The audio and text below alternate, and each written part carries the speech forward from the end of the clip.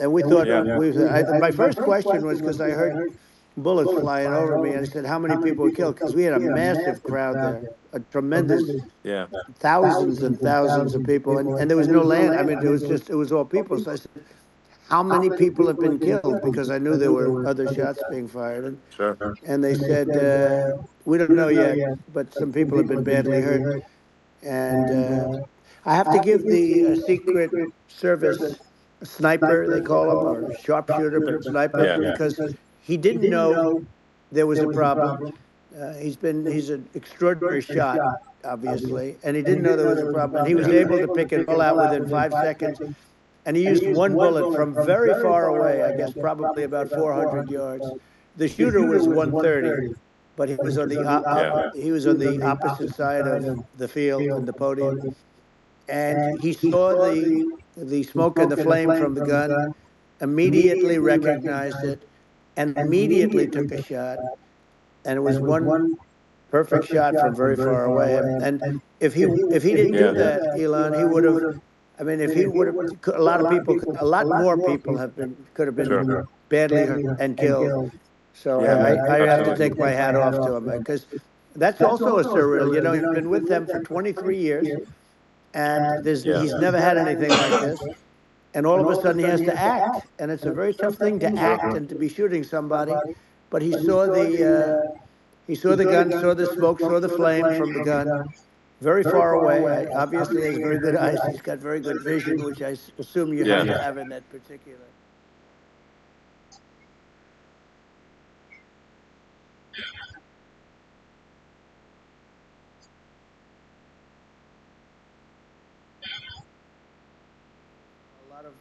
A lot of cartridges up Sure. there with him. So it's Well, going to be great. I mean that's clearly he was very confident in taking.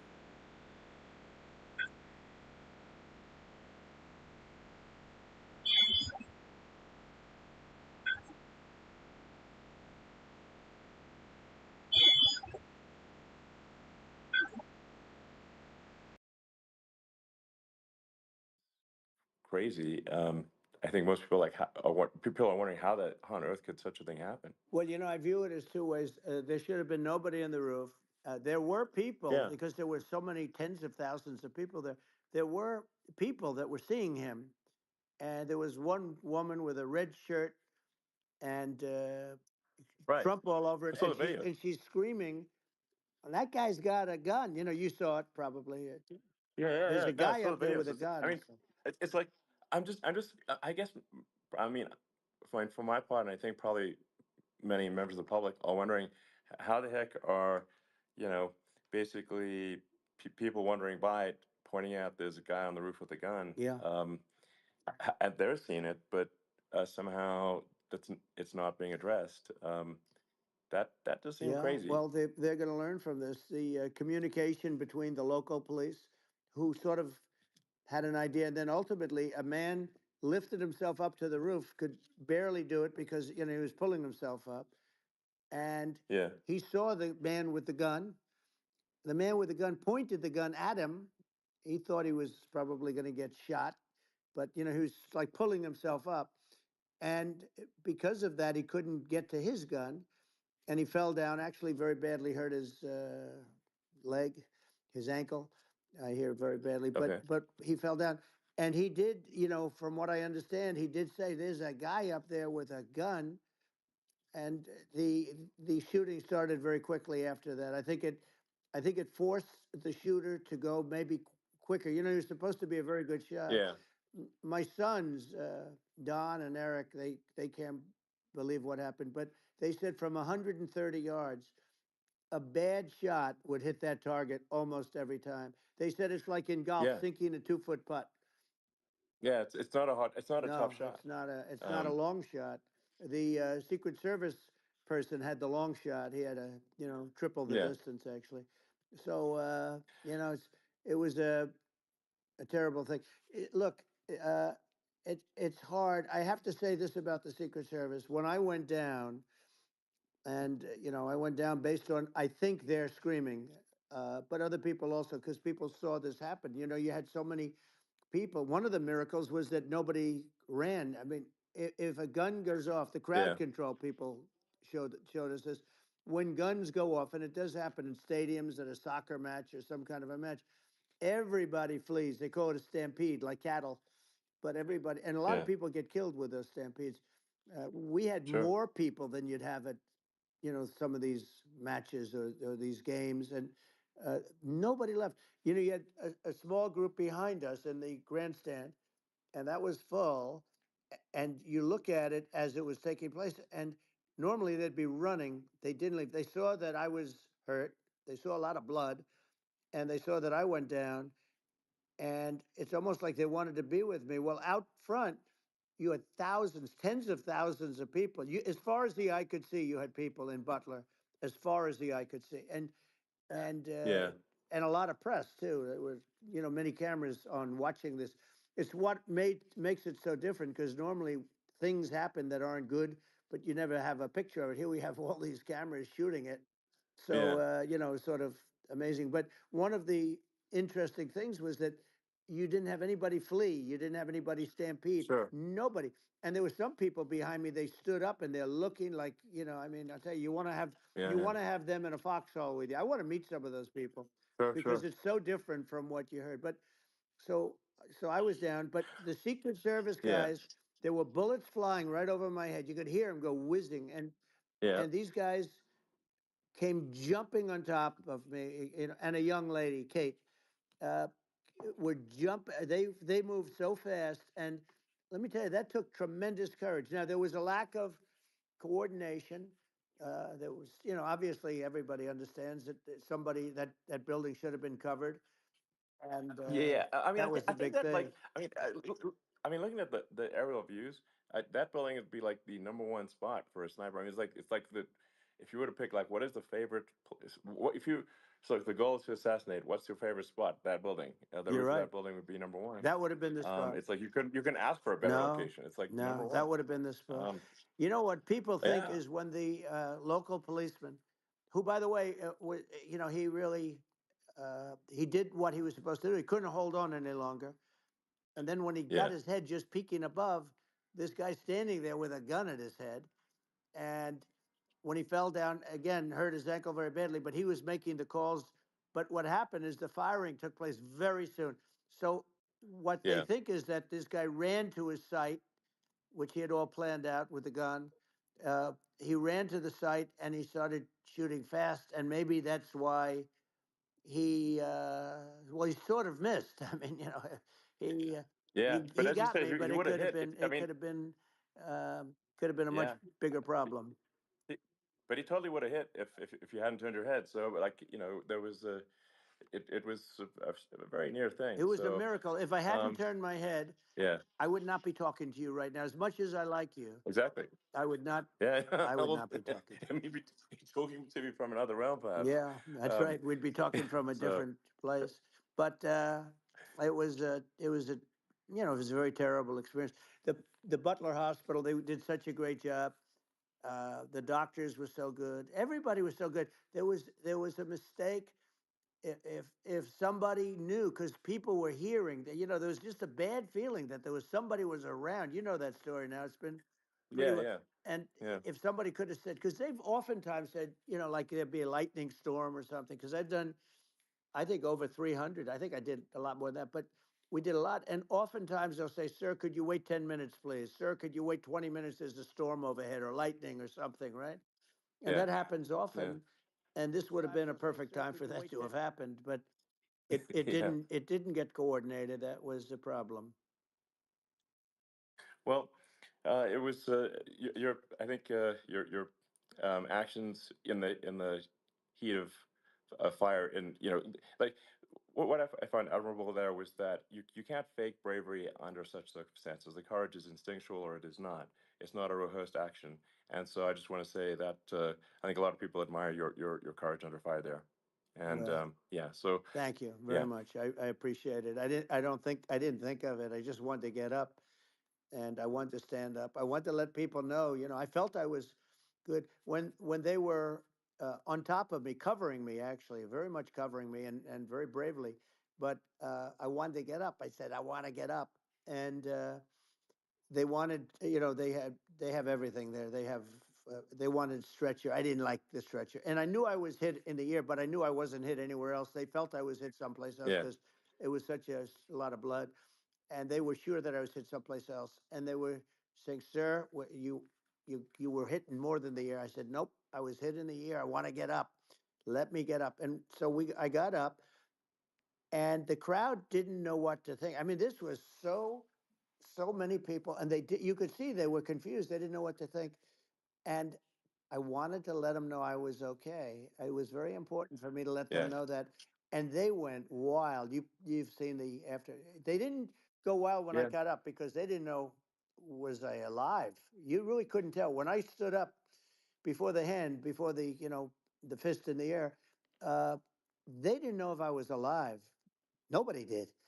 And when I put the fist up, they were just relieved and happy and thrilled, and the place went crazy. It was pretty Yeah. amazing. It was a Well, terrible thing, but it it was was really amazing. incredibly moving. Yeah. Um, well, and I mean, speaking of the the, the sort of slide that got you to turn that uh, saved your life really was the illegal immigration Right, slide.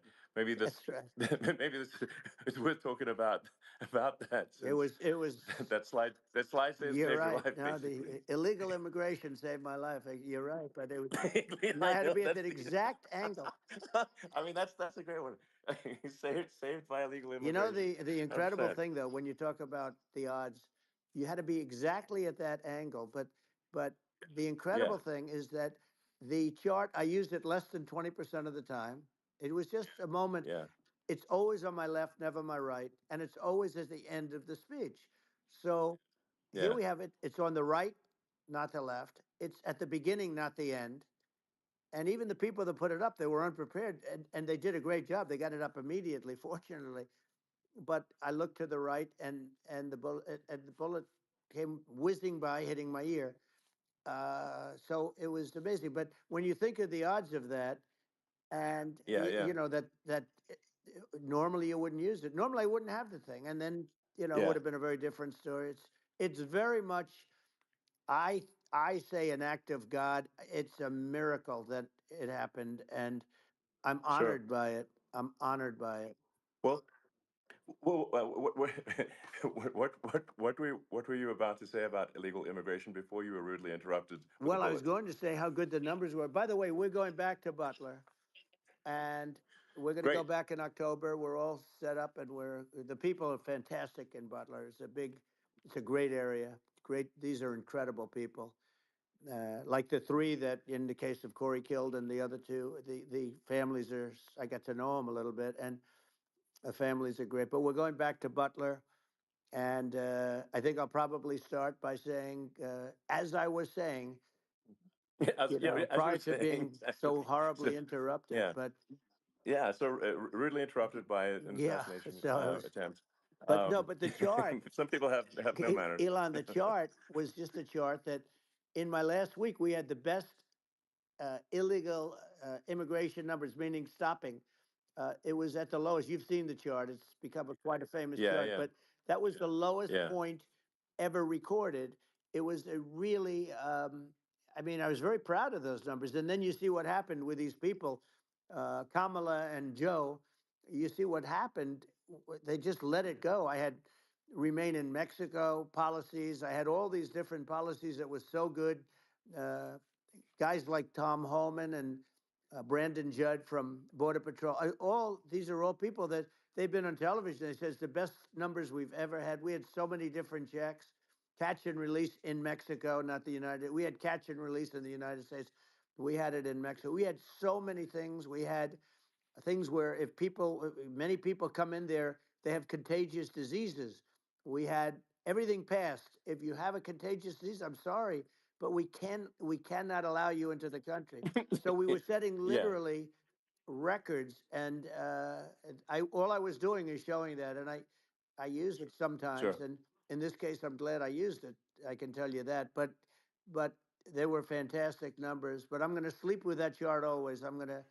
I'll be sleeping with that chart. That chart was very important for a lot of reasons. Well, I mean, would it be accurate to say that you're supportive of legal immigration, um, but but we also need to shut down illegal immigration, and especially unvetted illegal Yes, immigration, because and that's not the same as saying that everyone who's an illegal immigrant is bad. In fact, um, I think most people who are illegal immigrants are actually good, but you can't tell the difference unless there's a solid vetting of who comes across the border.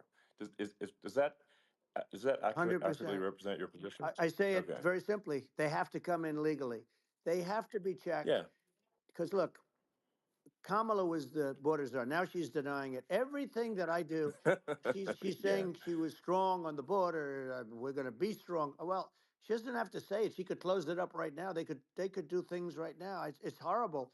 Uh, no tax on tips, and all of a sudden she's making a speech and there will be no tax on tips. I said that months ago. And by the way, they had just the opposite. They had not only tax on tips, but they hired 88,000 IRS agents, and many of them were assigned to go get waitresses and caddies and all of this on tips. They have a policy. They had a policy that they were really going to go after you and were really harassing people horribly. And then all of a sudden, for politics, she says, she comes out with what I said, which I think is terrible, and I think it's also hitting them very hard. These people are fake. Now they're also saying they did a good job in the border. We had the worst numbers in the history of the world, not of our country. There's never been a country in history that has had a catastrophe like this. We've had, I believe, and I think you believe this too. You hear 12 Yeah. million, 13. I believe it's over 20 million people came into our country, Yeah. many coming from jails, from prisons, from mental institutions, or a bigger version of that is Yeah. insane asylums, and many are terrorists. And I'll tell you what, they're coming not just from South America, they're coming from Africa, they're coming from all over the world. They're coming from Asia, they're Yeah. coming from the Middle East, they're coming from countries that are uh, stupidly and horribly bombing Israel October 7th. They're coming from all over the world.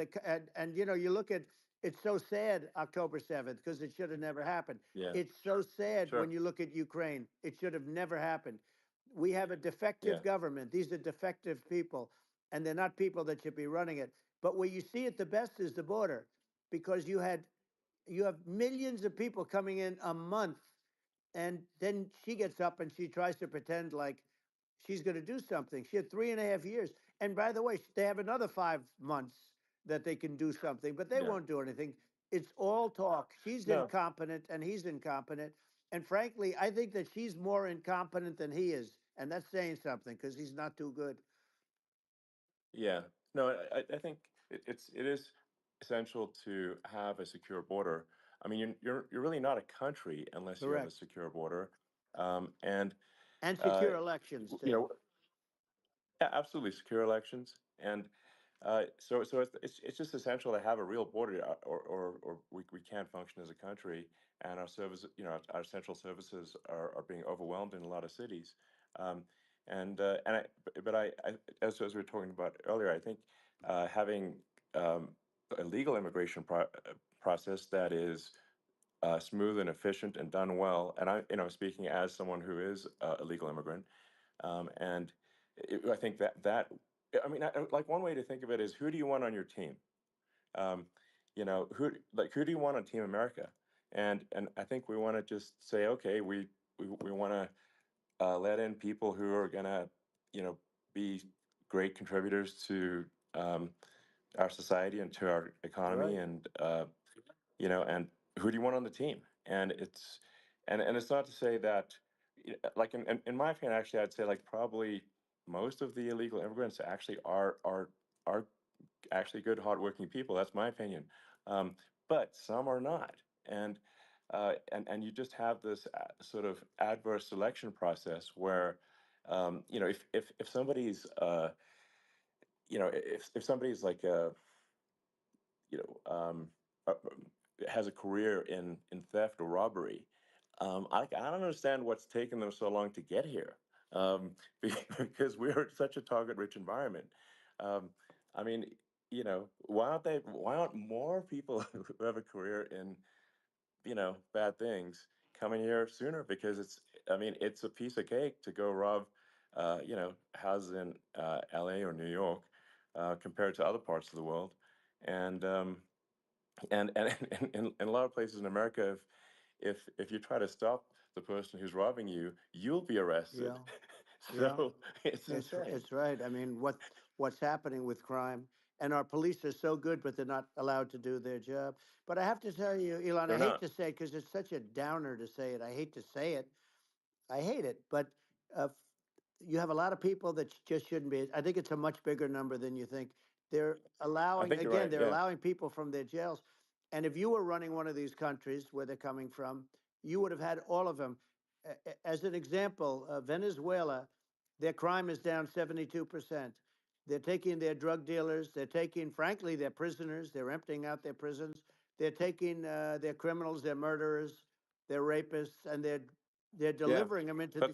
that's what Castro did Yeah, that. well, he did on a much smaller scale. Yeah. You know, it was a much smaller Yeah. scale. But this is a massive scale because this is being done worldwide.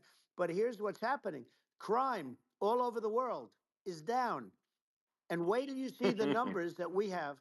You know, this is migrant crime. This is crime that's going to be. Yeah. And I saw it today in New York where somebody was knifed, where they raped the girlfriend of a man that stood there watching in New York in one of the shelters and started Sure. pulling out the knives, and bad things happen today. But this is happening every day. These are rough people. These are people that are in jail for Yeah. murder and all sorts of things, and they're releasing them into our country, and they're telling them, if you come back, we're going to kill you. We're going to give you the death penalty or kill you.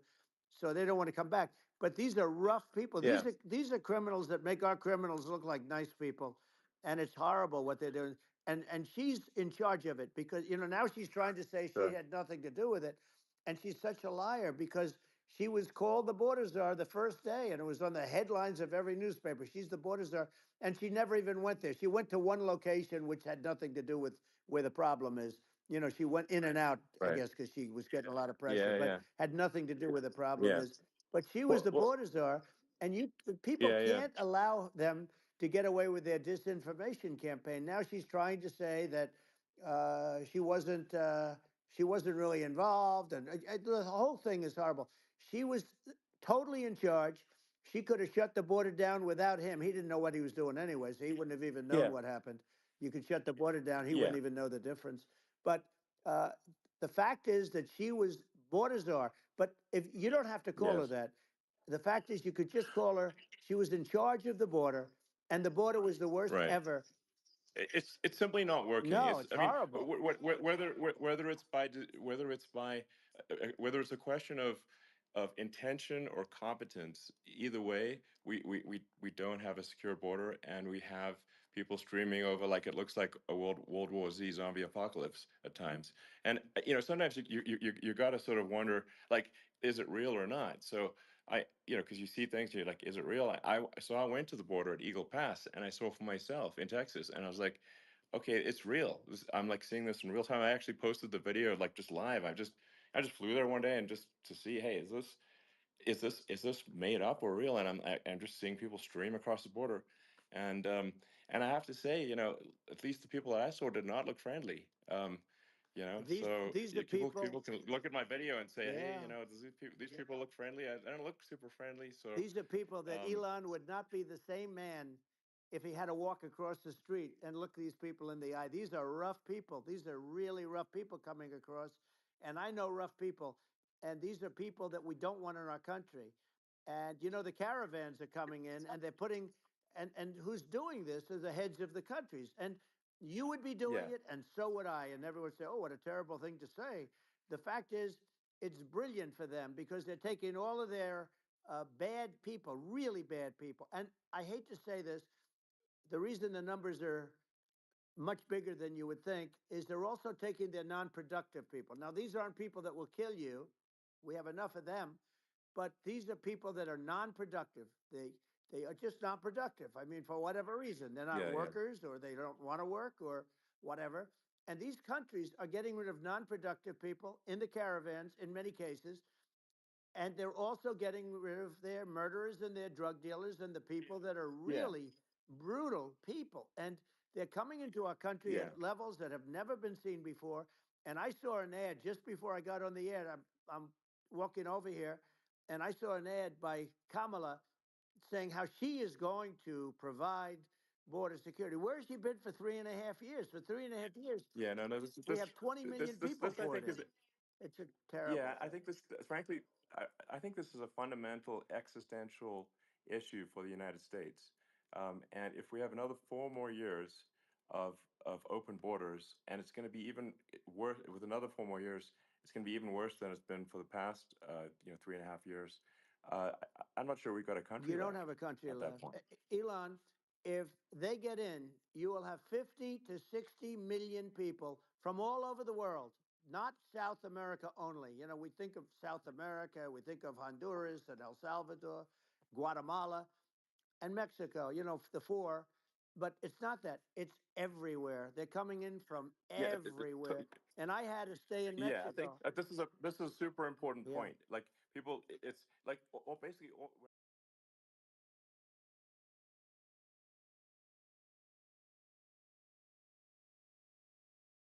but the people coming in, it's Earth, the rest of Earth, and America is only, about 4 or 5% of the population of Earth. It would only take a few percent of the rest of Earth to overwhelm everything in the We're U.S. already So overwhelmed, Elon. We're overwhelmed. You had to see the news tonight about New York. New York, and I love that place, and what they're doing to it is horrible, what they're doing to it. And all the courts do is they yeah, try and focus on Trump. Okay, then let's focus on Trump, who did nothing wrong. I complain about a rigged election. Elon, what's happened is unbelievable. You have from Africa, from the Congo, they're coming from the Congo, and 22 people came in from the Congo recently, and they're murderers, and they're dropped. They drop them. They take them out of jails, which is very expensive, you know, to maintain the jails. Although they don't do too much maintaining, I can tell you. But they take them out of jails, prisons. They take them out and they bring them to the United States. They deposit them in the United States and say, "Don't ever come back, or you're going to be executed." And they don't want to come back, but they won't come back. sure. But they're coming from Africa. They're coming from Asia.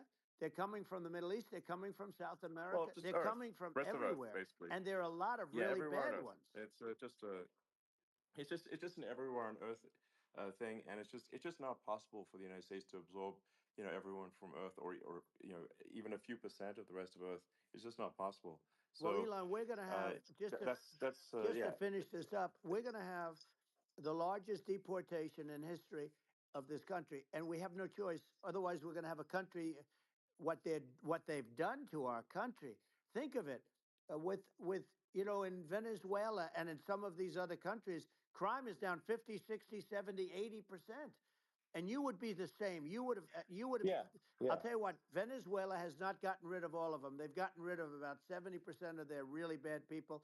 Their jails are about 50% uh, put into the United States. Same with other countries. Some sure. are 30%, some are at 50%. They're all different. But the bottom line is they're all going to be at 100%. Why wouldn't you put 100% of it? Yeah, And they're doing it right now while this third-rate phony candidate. Don't forget, beat I beat Biden. He failed in the debate miserably. And, some people said, oh, gee, it's too bad. It's too bad he did so badly, or I did well in the debate. The first night they said, wow. One of the people at CNN said that was the greatest debate performance I've ever witnessed. And then 2 days later, they didn't talk about that. They just said he was bad. But that's okay. That's the way I get treated, and I don't mind that at all. What I can tell you is this: we cannot have a Democrat. We cannot have her. She's incompetent. She's as bad as Biden in a it's different. Look, yeah. she hasn't done an I mean, interview since this yeah, whole scam started. well, And say what you want. This yeah, was a coup. This was a coup of a president of the United States. He didn't want to leave, and they said we can do it the nice yeah. way or we can do it the No, hard way. yeah. No, I mean, they just took him out back behind the shed and basically shot him. Oh, what they did Biden. with this guy, So and I'm no yeah. fan of his, and he was a horrible president, the worst president in history. And one of the reasons he was so bad, first of all, the Israeli attack would have never happened. Russia would never have attacked Ukraine, and we'd have no inflation. And we wouldn't have had the Afghanistan mess, if you think of it, Well, and we wouldn't have had yeah. Afghanistan. But we think of it, Well, yeah. you take a few of those events away, and we have a different world. We would also have No, no no, you're yeah. inflation was caused by oil. Yeah, no, no. I think you're making an excellent point here, which is that when other countries can, that are, are thinking about invading or doing bad things, when they're thinking about that, they're thinking about, okay, what's the American president going to do, and do they fear the American president, or is it someone they do not respect or and do not fear? And I think they would they rightfully be. I mean, look at that the footage with the assassination. They're like, okay, you know, President Trump is like, don't mess with me. I mean, that's like, whereas I think people are not going to be, and they obviously have not been at all intimidated by Biden, and they certainly will not be intimidated by Kamala. And you have to really think of that in the context of global security. That's if the American president is someone that, like, evil dictators are scared of, that makes a huge difference to the security of the world. So I had a good relationship with Putin, despite the Russia hoax that lasted for over 2 years. Just a hoax created by Hillary Clinton and Adam Shifty Schiff, some just bad people, just sick people, frankly. I mean, Schiff is a sick person. He's going to end up probably being a senator. It's hard to believe. The whole thing is hard to believe. But, they put our country in danger with that stuff, too. They actually, when they make up stories, and you have to fight your way out of it for a long time. But I know Putin very well. I got along with him very well. He respected me, and it's just one of those things. And we would talk a lot about Ukraine. It was the apple of his eye. But I said, don't ever do it. Don't ever do it. I shut down Nord Stream 2. That was the big oil pipeline, the biggest, I think, the biggest pipeline in the world going all over Europe. I shut it down. Biden came, and then they say, Yeah, I loved Russia. I was a friend of Putin, and I loved Russia. No, he actually said to me one time, he said, if you're my friend, I'd hate to see you as an enemy. I shut down his pipeline, the biggest pipeline. They were looking at that to yeah, fund, and this pathetic president gets in there, and the first thing he did, one of the early things he did, is he shut down Keystone XL pipeline, which is our pipeline that would have employed 48,000 people, pipeline workers, shuts it down. That was, a massive job that Obama refused to allow. yeah, I allowed it in my first week because it was jobs and it moved oil. And by the way, in a much more environmentally friendly way. It's underground. It's not a truck that catches on fire or a train that catches on fire. But think of it. He shut down the uh, XL pipeline, the Keystone XL pipeline. yeah. He shuts that down and he approves the Russian pipeline, Yeah, it doesn't make any right? sense. It's like it's inconsistent. Um, Certainly, but I mean, I think it's just worth emphasizing, to listeners, the the immense importance of whether the United States president is intimidating or not intimidating, and how much that matters to global security, because there's some real tough characters out there, and if they don't think the American president is tough, they will do what they want to do, I know every one of and them. that puts it puts the whole Yep. world in danger. Elon, I know every one It's a of them, big and I deal. know them well. I know Yeah, Putin. I know President Xi. I know Kim Jong Un of North Korea. I know every one of them. And let me tell you, people will say, "Oh, this is terrible." He said, "I'm not saying anything good or bad. They're at the top of their game. They're tough. They're smart. They're vicious, and they're going to protect their country. Whether they love their country, they probably do. It's just a different form of love, but they're going to protect their country. But these yeah, are tough people at the top of their game. And when they see a Kamala or when they see Biden, Sleepy Joe, they can't even yeah, believe it. They can't believe this happened. All the stuff that you're seeing now, all the horror that you look at Israel, they're all waiting for an attack from Iran. Iran would not be attacking, believe me. When I was there, and I say it with respect because I think we would have been good with Iran. I don't want to do anything bad to Iran, but they knew not to mess around. Iran was broke because I told China, if you buy from Iran oil, it's all about the oil. That's where the money is. But if you buy oil from Iran, you're not going to do any business with the United States. And I meant it. And they said, we'll yeah, pass. yeah. They didn't buy oil. Other countries, likewise, Sure. you want to buy, you're not doing business with the United States.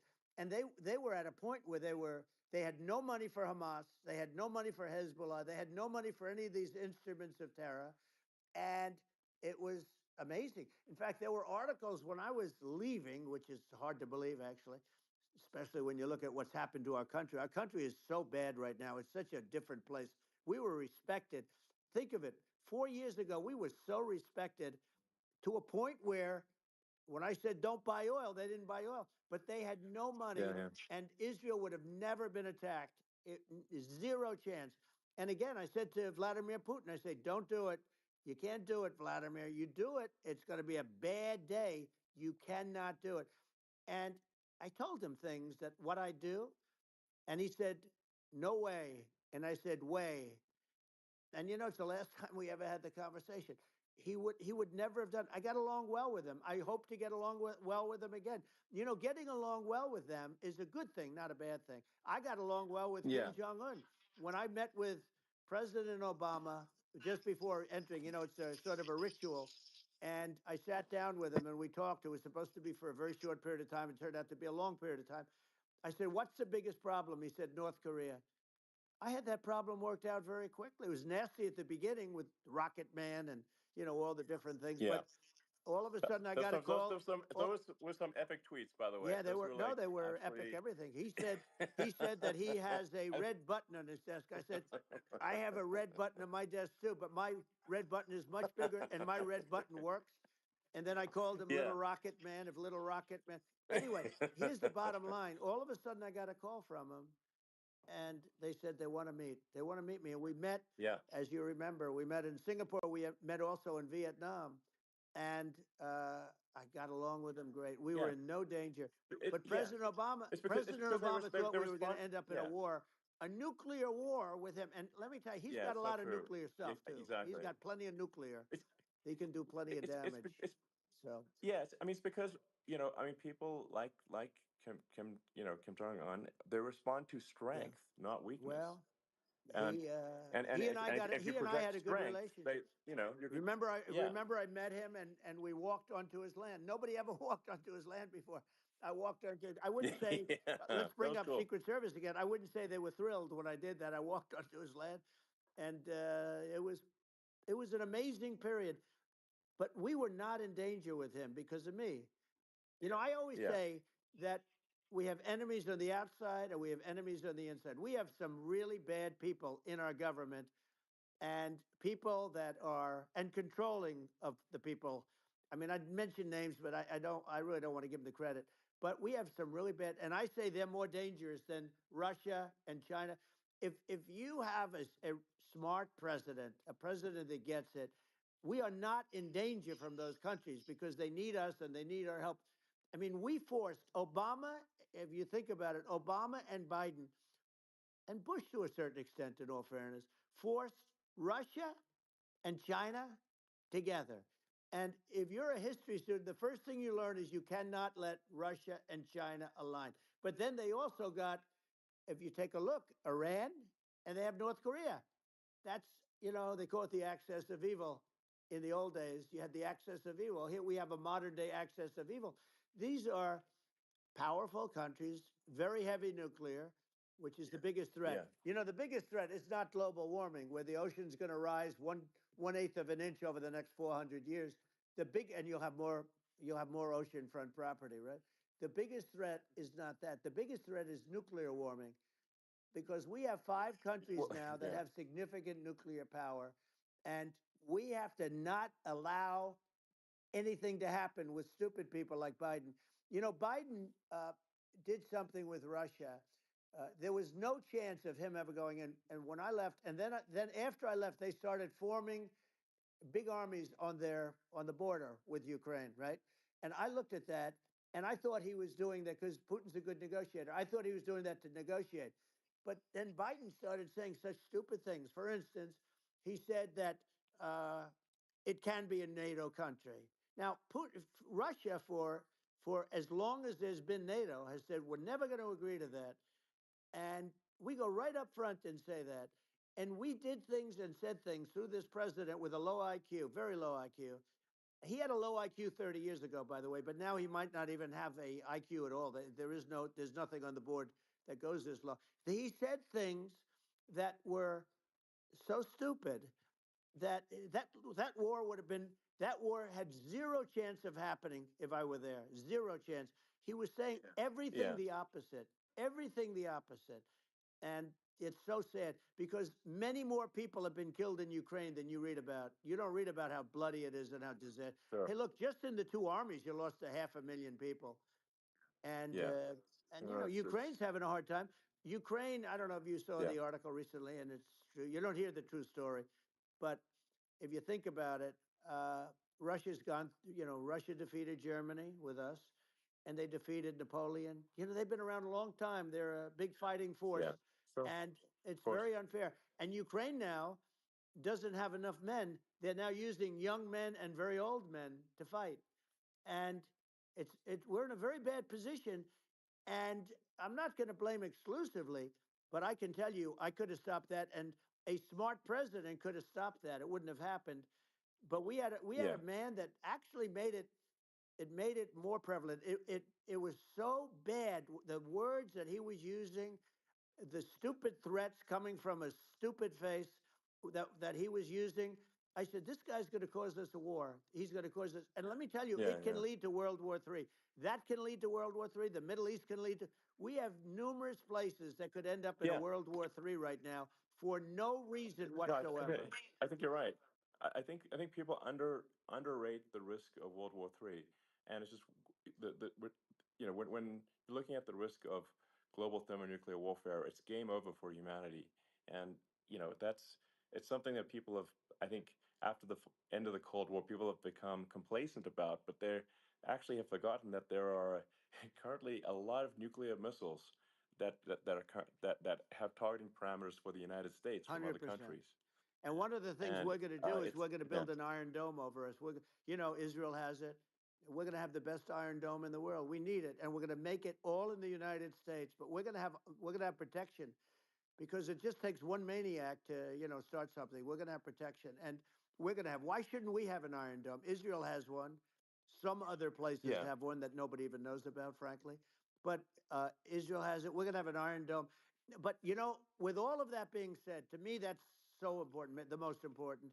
But with all of that being said, the election's coming up, and the people want to hear about the economy and the fact that they absolutely, sure. can't buy groceries because they don't have enough money to buy groceries. The inflation has killed them. Food prices are up 50, 60, even 100% in some cases. And this stupid administration allowed this to happen. And it's a shame. And that's the thing that people most care about, in my opinion. They care about the border a lot.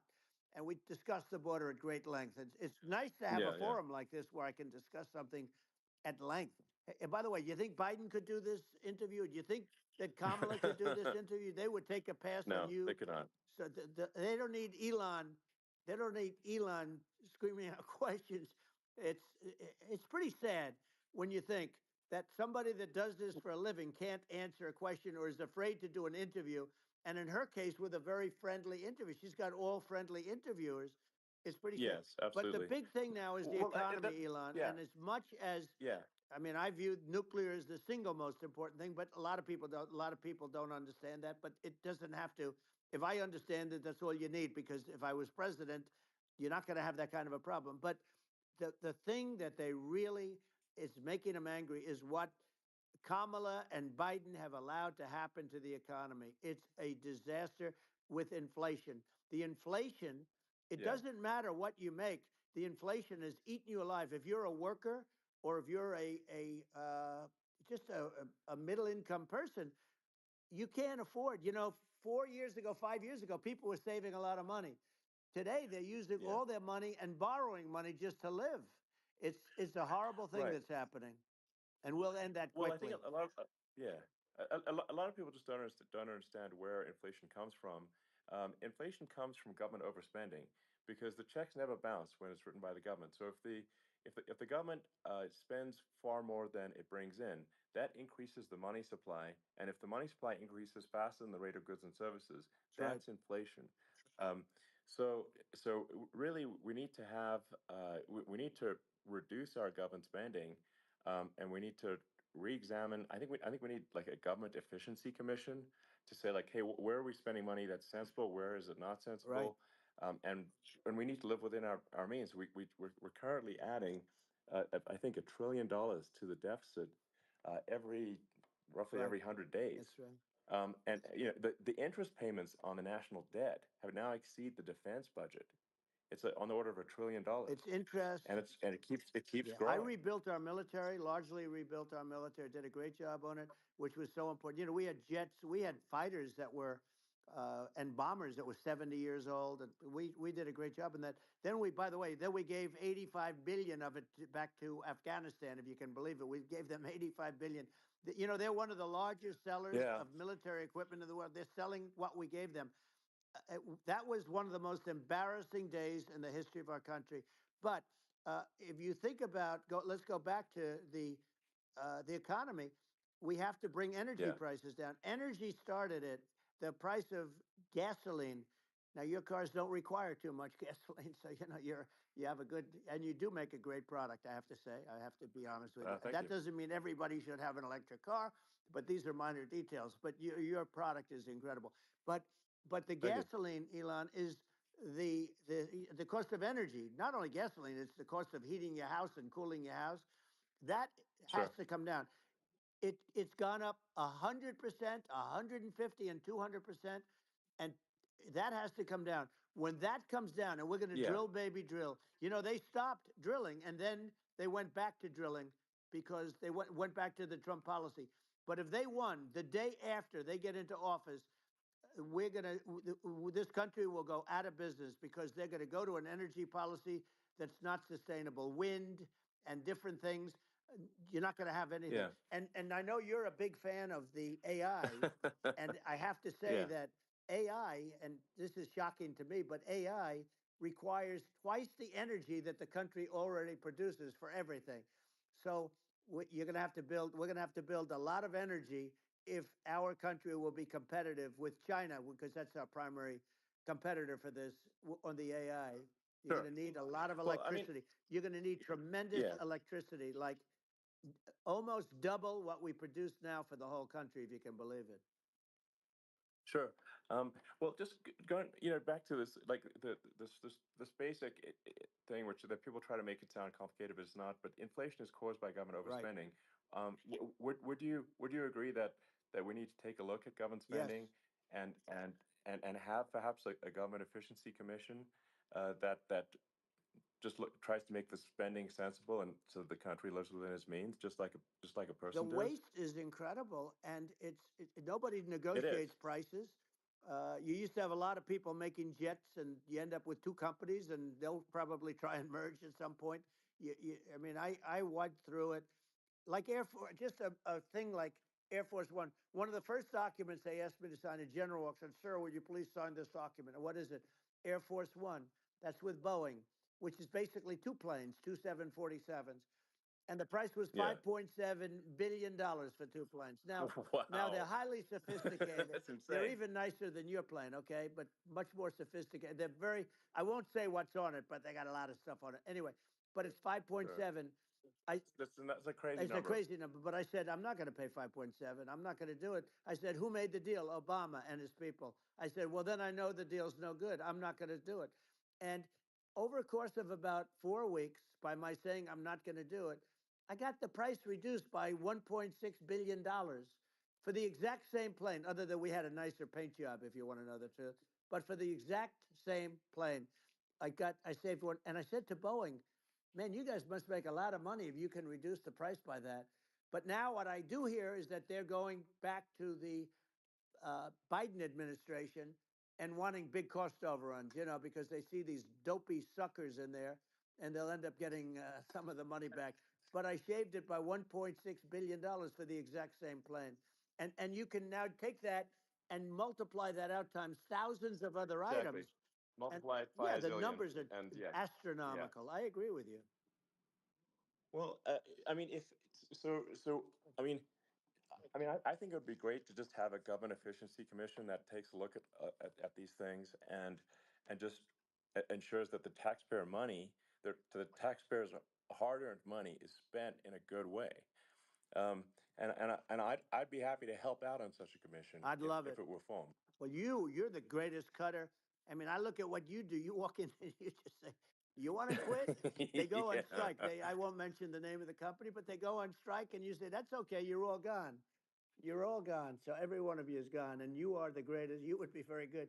Oh, you would love it. But if you look at Argentina, Well, I'd be happy yeah. to By help the way, out. congratulations. I Yeah. just looked at the number of people that are listening to you and I chat. We'll call it a chat, but Yeah. congratulations. This is very good. I mean, it's great. And you're an interesting character. The new head of a place called Argentina, and he's a big, Malay's awesome. he's great, and Yeah. he's a big MAGA fan. You know that he ran on MAGA, and he took it to an extreme too. He ran on MAGA, and I hear he's doing really a terrific job. It's called Make Argentina Great Again. It worked out perfectly. He came in, he bought a lot of hats, he brought over, but he's doing a big job. He really cut. And I'm hearing Yeah. they're starting to do pretty well. Inflation's getting down. They had like Yes, exactly. 2,000%, and they had inflation like not normal inflation. They had the real deal. But we're going to Yeah. have that pretty soon. We have I think we Yeah. have the worst inflation we've had in 100 years. They say it's 48 years. I don't believe it. I think we have the worst. They Yeah. don't include a lot of the items that should be included. You know. Yeah. Well, it's just from government overspending and not spending taxpayer money Yeah, effectively, and having just like so many departments you can't even name them all, and what Malay is doing is he's cutting government spending. He's simplifying things. He's having putting in regulations that make sense, and I and we're Argentina overnight is experiencing a giant improvement that's in right. prosperity. But it's also a lesson for the United States, which is that um, Argentina used to be one of the most prosperous countries in the world. Um, That's right. in the like in the 30s, 40s, and because of bad government policy, it ruined the country. And if you take Venezuela, for example, Venezuela should be incredibly prosperous. They have phenomenal reserves of everything, oil, everything, and it should be prosperous. But if the government's wrong, it impoverishes the people. And so I think we should not be complacent in the United States in thinking that and taking our prosperity for granted, because if with bad government policy we can run the country into the ground, and that's just something people should bear in mind. Don't take prosperity for granted. Well, think of education. So we're ranked at the bottom of every list of the top 40. We're ranked number 40, number 38. Uh, Norway, uh, Switzerland, Sweden, different countries are ranked good. Actually, China's pretty close to the top. They're a top 6 or 7. But we're ranked at the bottom, almost at the bottom, 38, 39, 40. In other words, horrible. And yet we spend more per pupil than any other country in the world. So we spend more. And what I'm going to do, one of the first acts, and this is where I need an Elon Musk, I need somebody that has a lot of strength and courage and smarts. I want to close up Department of Education, move education back to the states, Yeah, where states like Iowa, where states like Idaho, not every state will do great because states that basically aren't doing good now. You look at Gavin Newsom, the governor of California. He he's terrible. He does a terrible job. So he's not going to do great with education. But of the yeah, 50, I would bet that 35 would do great, and 15 yeah, of them, or 20 of them will be as good as Norway. Norway is considered great. Uh, you can name them. I mean, just they're so good. Some of yeah. these countries are so good. But if you go into some of these really well-run states, we have states that don't know what debt is. We have states that have low taxes, no debt, everybody working. They're really well run, Sure. and maybe they have certain advantages in terms of location, in terms of the land or the sun, the sun and the water and the whole thing. There are a lot of advantages that some people have. But if you moved education back to the 50, you'll have some that won't do well, but they'll actually be forced to do better because it'll be a pretty bad situation. But, Yeah, but if you think well, about it, yeah, you'll have some yeah, of yeah, these states. I'll bet you'd have 30, 35 states. It'll be much better. And you know what it'll cost? Less than yeah, half what it is in Washington. And yeah. these people don't care Well, about the yeah, students in these faraway states, and well, it'd be unbelievable. yeah. I think you're making a good point in that if the states have to if if each state has to compete against other states, then people will That's naturally right. move to states where it's better. Well, like Um, California, as we said, it's a badly run state. I could go through. I got so many friends that are in those states, even if they're Democrats. I hate to mention certain states, but Illinois is badly run with Pritzker. He's a real loser. But yeah, but some of these places are just badly run. But it's almost going to force them to run better, and they won't do it good initially. But you're not going to do worse than you're doing right now. And I would say that yeah, the cost, you would cut your cost by 50 or 60%. And you'd have a little yeah. monitor. You want to make sure they're teaching English as an example. Give us a Yeah. little English, right? Sure, yeah. Right? No, but I mean, to what some of these governors are doing so badly. I mean, they got so many people moving out of their state. They should get U-Haul Salesman of the Year award because they're driving so much U-Haul It's sales. actually Because amazing. people moving out, you Isn't know. it amazing to you as a businessman that they can even survive? Like Illinois, so many people are leaving, and you wonder, how do they survive? I mean, how do they survive?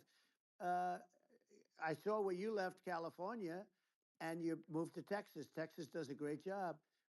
But, I Yeah, mean, I just wonder, how do these states survive when big businesses, a big oil company just left California, as you know, and they moved to Texas.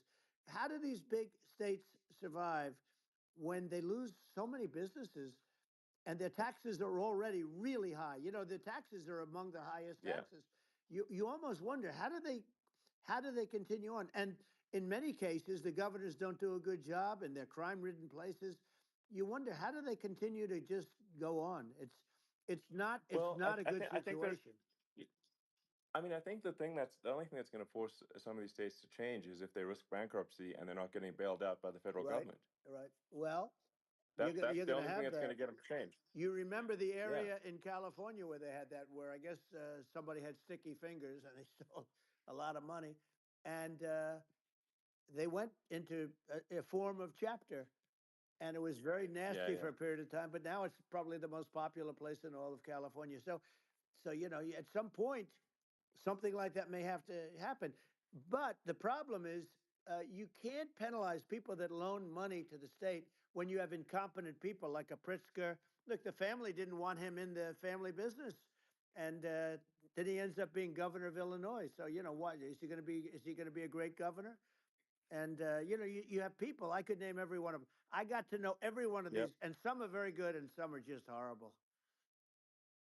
Well, I think that I mean the larger point here too, as you're saying, like a lot of people are concerned about the economy, a lot of people are concerned about inflation, and inflation is effectively a tax on people that that save money Yeah, and for people that are working day to day, it's just a form of taxation, and if we can solve the government spending problem, we'll solve the inflation problem, which means people will have a better standard of living, yeah. and that's a really big Well, the deal. people that got hurt Um, worst are the people that did it the way they were taught to do it all through, their younger life and their young life and their whole life.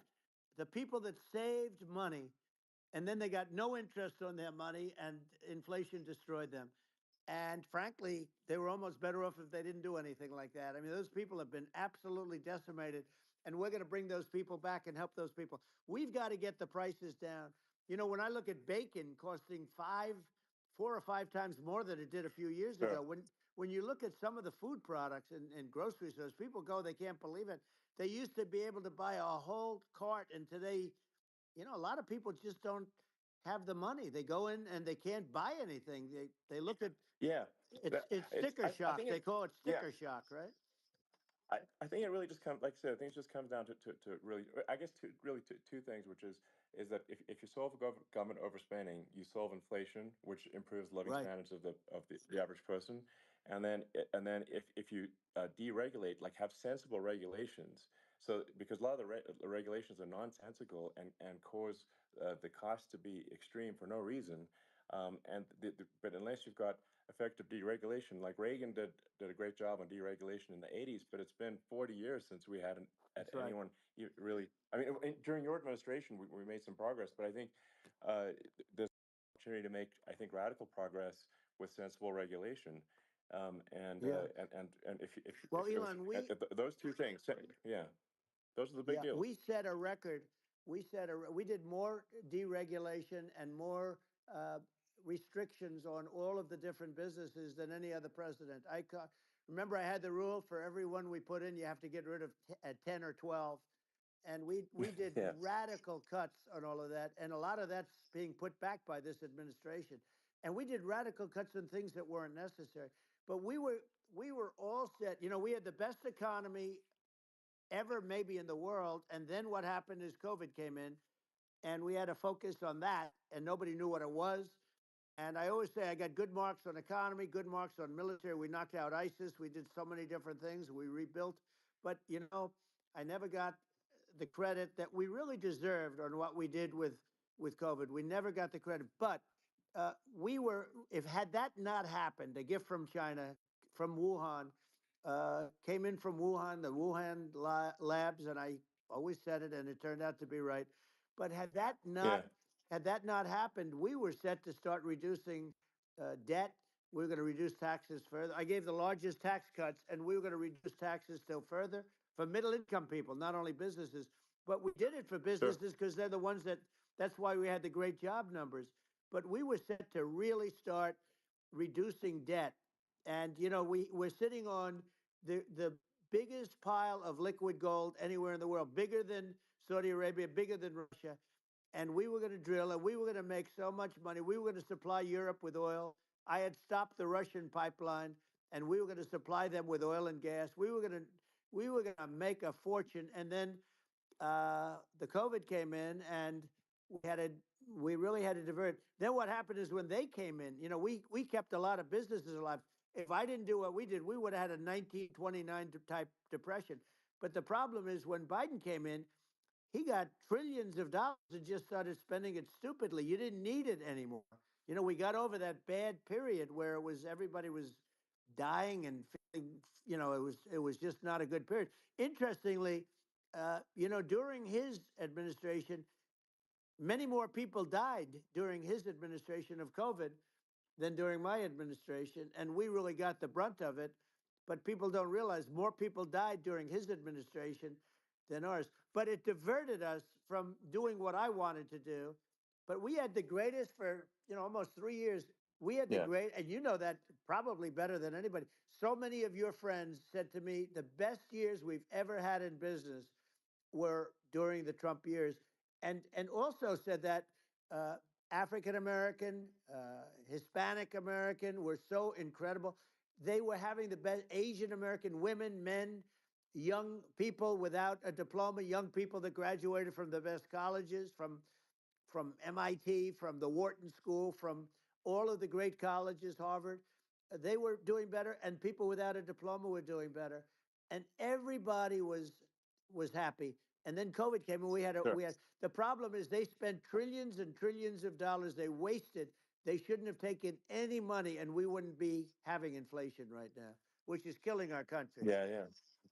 Yeah, absolutely. And I mean, I should probably say something about, like, maybe my views on, climate change Yeah, and oil and gas, because I mean, I think I'm probably different from what most people would assume, because my views are actually pretty, I think, moderate in this regard, which is that I don't think we should vilify the oil and gas industry and the people that have worked very hard in those industries to provide the necessary energy to support the economy. And if we were to stop using oil and gas right now, we would all be starving, and the economy would collapse.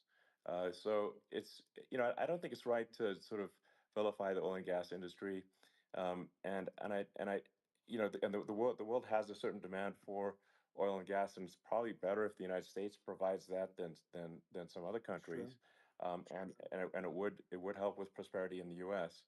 And at the same time, obviously, my view is like, we do over time want to move to a sustainable energy economy, because eventually you do run out of. I mean, you run out of oil and gas.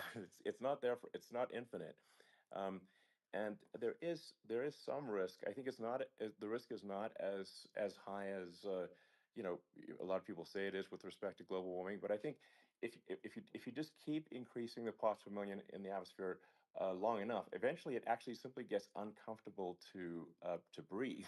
People don't realize this. If you go past 1,000 parts per million of CO2, you start getting headaches and nausea. And so we're now in the sort of 400 range. We're adding, I think, about roughly 2 parts per million per year. So I mean, it still gives us. So what it means is like we still have quite a bit of time, but so there's not like we don't need to rush, and we don't need to like stop farmers from farming, or you know uh, prevent people from having steaks or Right. basic stuff Right. like that. Like you can leave the farmers alone, I agree. in How my opinion. crazy is that where I mean, you have farmers that are not allowed to farm anymore and have to get rid of their cattle and the whole world is yeah, a that's little silly. crazy, but it's largely taken its lead from us. I do say though, I've heard in terms of the fossil fuel, because even to create your electric car and create the electricity needed for the electric car. Fossil fuel is what really creates that at the generating plants. And, so you sort of can't get away from it at this moment. I mean, someday you might be able to. But I do hear we have anywhere from 100 to 500 years left. Much of it hasn't even been found yet. Yeah, But there are tremendous, like Anwar. I got Anwar in Alaska approved. Ronald Reagan couldn't do it. Nobody could do it. Everybody tried. Nobody could do it. I got it approved.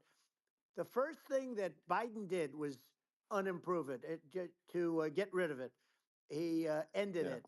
His uh, his secretary went in and she ended it. And what a disgrace. That's Anwar. That's bigger, or they think it could be bigger than Saudi Arabia in Alaska. Could be bigger than Saudi Arabia. But they went in and they terminated it. And I'll get it going very quickly because not only is it big for Alaska, I mean, you talk about economic development, that for the United States, I mean, that is, they say bigger than Saudi Arabia or the same size, and pure, yeah. really good stuff. And, they end it. So I think we have, you know, perhaps hundreds of years left. Nobody really knows. But during that Yeah. during that I mean, time, my something will estimate. come around that will be Yeah, very good. yeah. Yeah. Well, I mean, and my estimate would be, a little more uh, aggressive than that. But it's not the sort of like we're all going to die in 5 years stuff. That's obviously BS. Um, but I mean, my view is like if you just look at sort of the parts per million that increments every year, you get sort of 2 or 3 parts per million every year of CO2. Uh, y- I mean, I think some of that it's problematic if it accelerates, if you start going from two or Right. three to say five, and then there may be some situations where you get just a step change increase in the CO2, Mm-hmm. um, and I think we don't want to get too close to 1,000 ppm, because like that's actually makes it uncomfortable to breathe. Like just existing in 1,000 ppm CO2 is uncomfortable. That's like that's considered like an industrial hazard. Right. Just so it's that's actually you start getting headaches and stuff. So it's even without global warming, it's not comfortable to live in. So you don't want to get too close to that. But I mean, I think we've got. I think we want to just move over, and like, and if I don't know, 50 to 100 years from now, yeah, we're I don't know, mostly sustainable. I think that'll probably be okay. Um, so it's not like the house is on fire immediately, but I think it is something we need to move towards. And on on balance, it's probably better to move there faster than slower. But like I said, without vilifying the oil and gas industry, and without causing hardship in the short term. I think this can be done um, without but people can still have a steak, and they can still drive gasoline Sure. cars, and it's okay. It's like it's not. I don't think we should vilify people for it, but I think we should just generally lean in the direction of sustainability.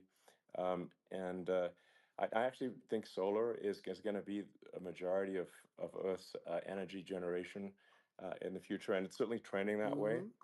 Mm-hmm. And so you get the solar power, combine that with batteries, so because obviously the sun doesn't shine at night, and then you use that to charge the electric cars, and you have a long-term sustainable solution.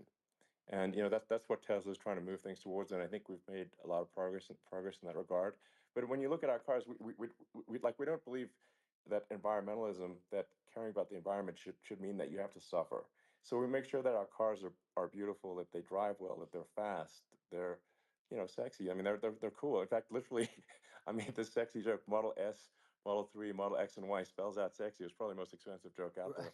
Um, but I don't know, I like cheesy humor, So, um, but I'm not, I'm a big fan of like let's have an inspiring future, and Yeah. let's work towards a better future, and we can do so without demonizing Right. people. I'm okay. You know. It's very interesting. You use the word global warming, and today they use the word climate change because you have some places that go up, and so they were getting themselves in a little trouble with the word global warming because not every place is warming. Some places are going the opposite direction. But I'm sort of waiting for you to come up with solar panels on the roofs of your cars and on the trunks of the cars, and it just seems like something that at some point you will come up with. I'm sure you'll be the first, but it would seem that a solar panel on the roofs, on flat surfaces, on certain surfaces might be good, Yeah. at least in certain areas of the country where you have the world Sure.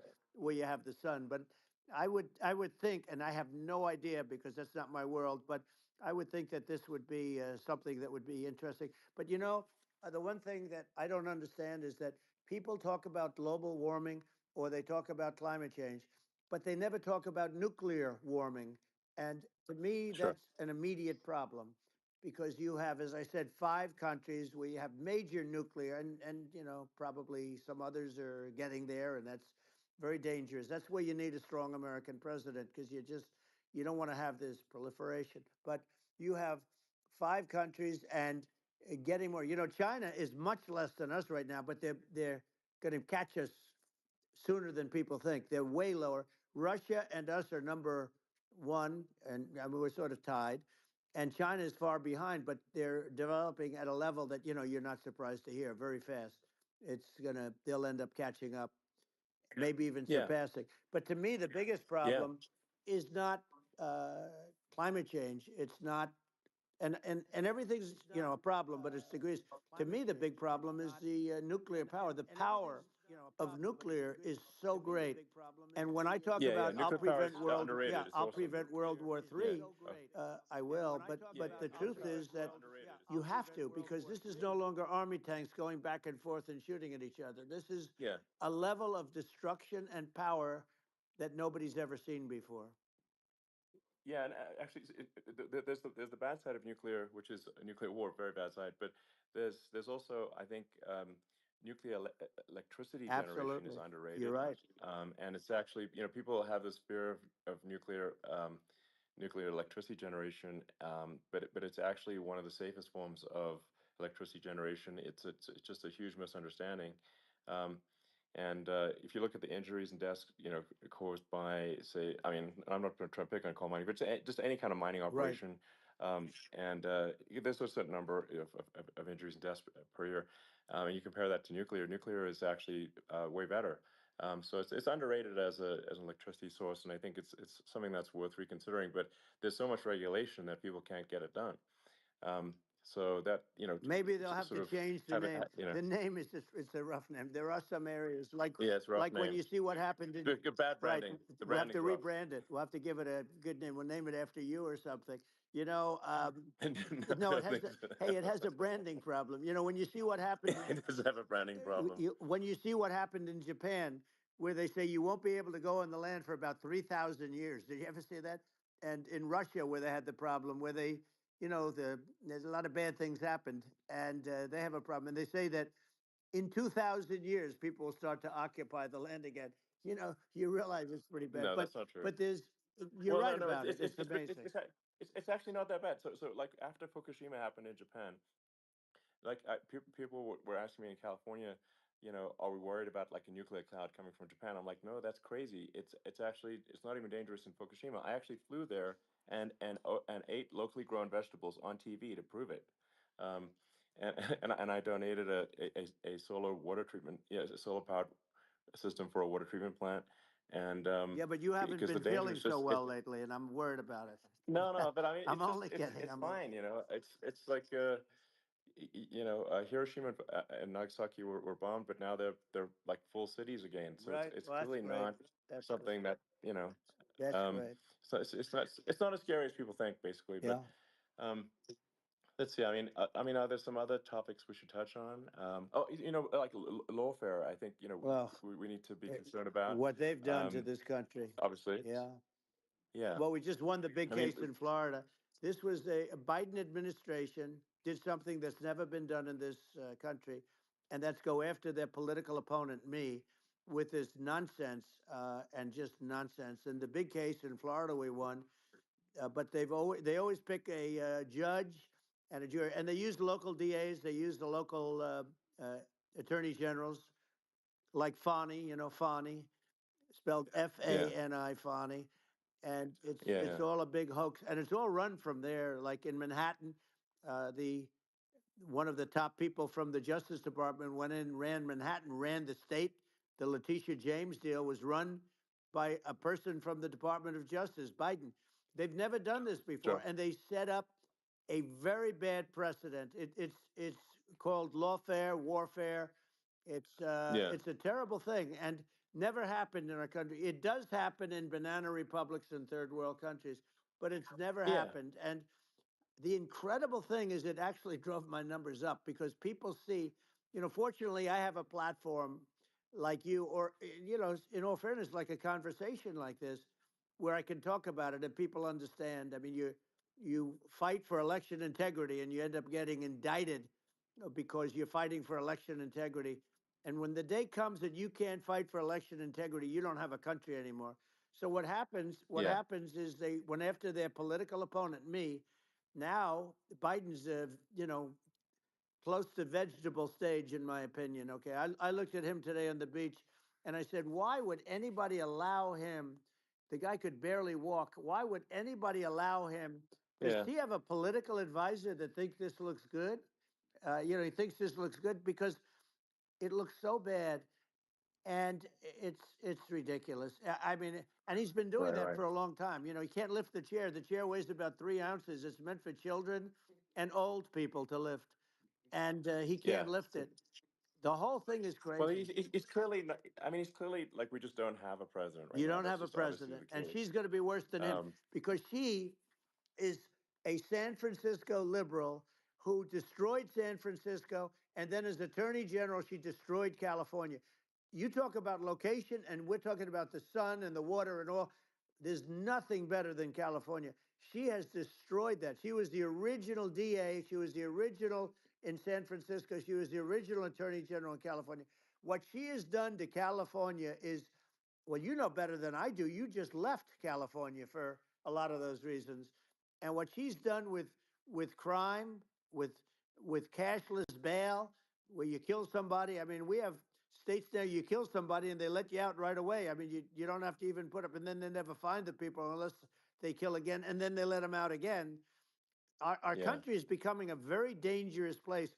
And she is a radical left San Francisco liberal. And now she's trying to protect. Now she's looking like she wants to be more Trump than Trump, if that's possible. I don't think it's possible. But she wants to be more Trump than well, Trump. yeah. I want a wall. I I want, think that's you know, she yeah, wants to release all the yeah. prisoners that are in detention, and some of these guys are really bad. Right. That just came Yeah, I out just saw today. that. She wants. She Yeah, doesn't want to build the wall, even though the walls work. Walls and wheels. In your business, everything you do is obsolete. Almost, well, not the tunnels, but everything is obsolete. Even your rocket ships. They're like a month later, they're obsolete. You find a better way to. The only thing that's not obsolete is a wall and a wheel. And the wall, I built hundreds of miles of wall, and that's why we had such good numbers. I was going to add yeah, 200 miles. We bought it. We could have flipped it up in 3 weeks, and they sold it for 5 cents on the dollar. That meant I said, "Wow, that means that they actually do want to have open borders." She wants to have open borders, and now she's going like she's tough on the border. It's such a lie. yeah. This is simply not Yeah, true. This is simply no, not and true. everybody Yeah, knows it's it's simply not not true. true. It's a disgrace that she can Yeah. say it. No, I mean, obviously, what's happening sort of overnight is they're rewriting history and making Kamala sound like a moderate when in fact she is far left, like far far left. Worse than Bernie Um, Sanders. She is considered yeah, more liberal by far than Bernie Sanders. She's a radical left lunatic. And if she's going to be our president, very quickly, you're not going to have a country anymore. And she'll go back to all of yeah, the things that she believes in. She believes in defunding the police. She believes in no fracking, zero. You don't. Now all of a Yeah, sudden she's saying, no, I will. I really want to see fracking. If they got in, the day she got in, she'll end fracking.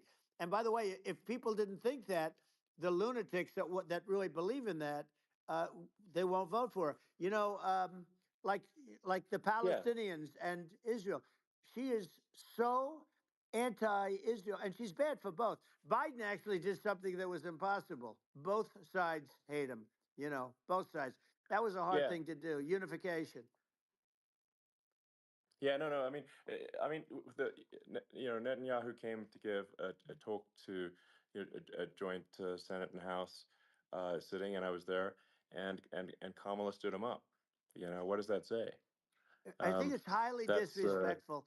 And I say, if you're a Jewish person or if you believe in Israel, if you're a person that, is a very pro Israel, if you vote for her, it's worse than Biden.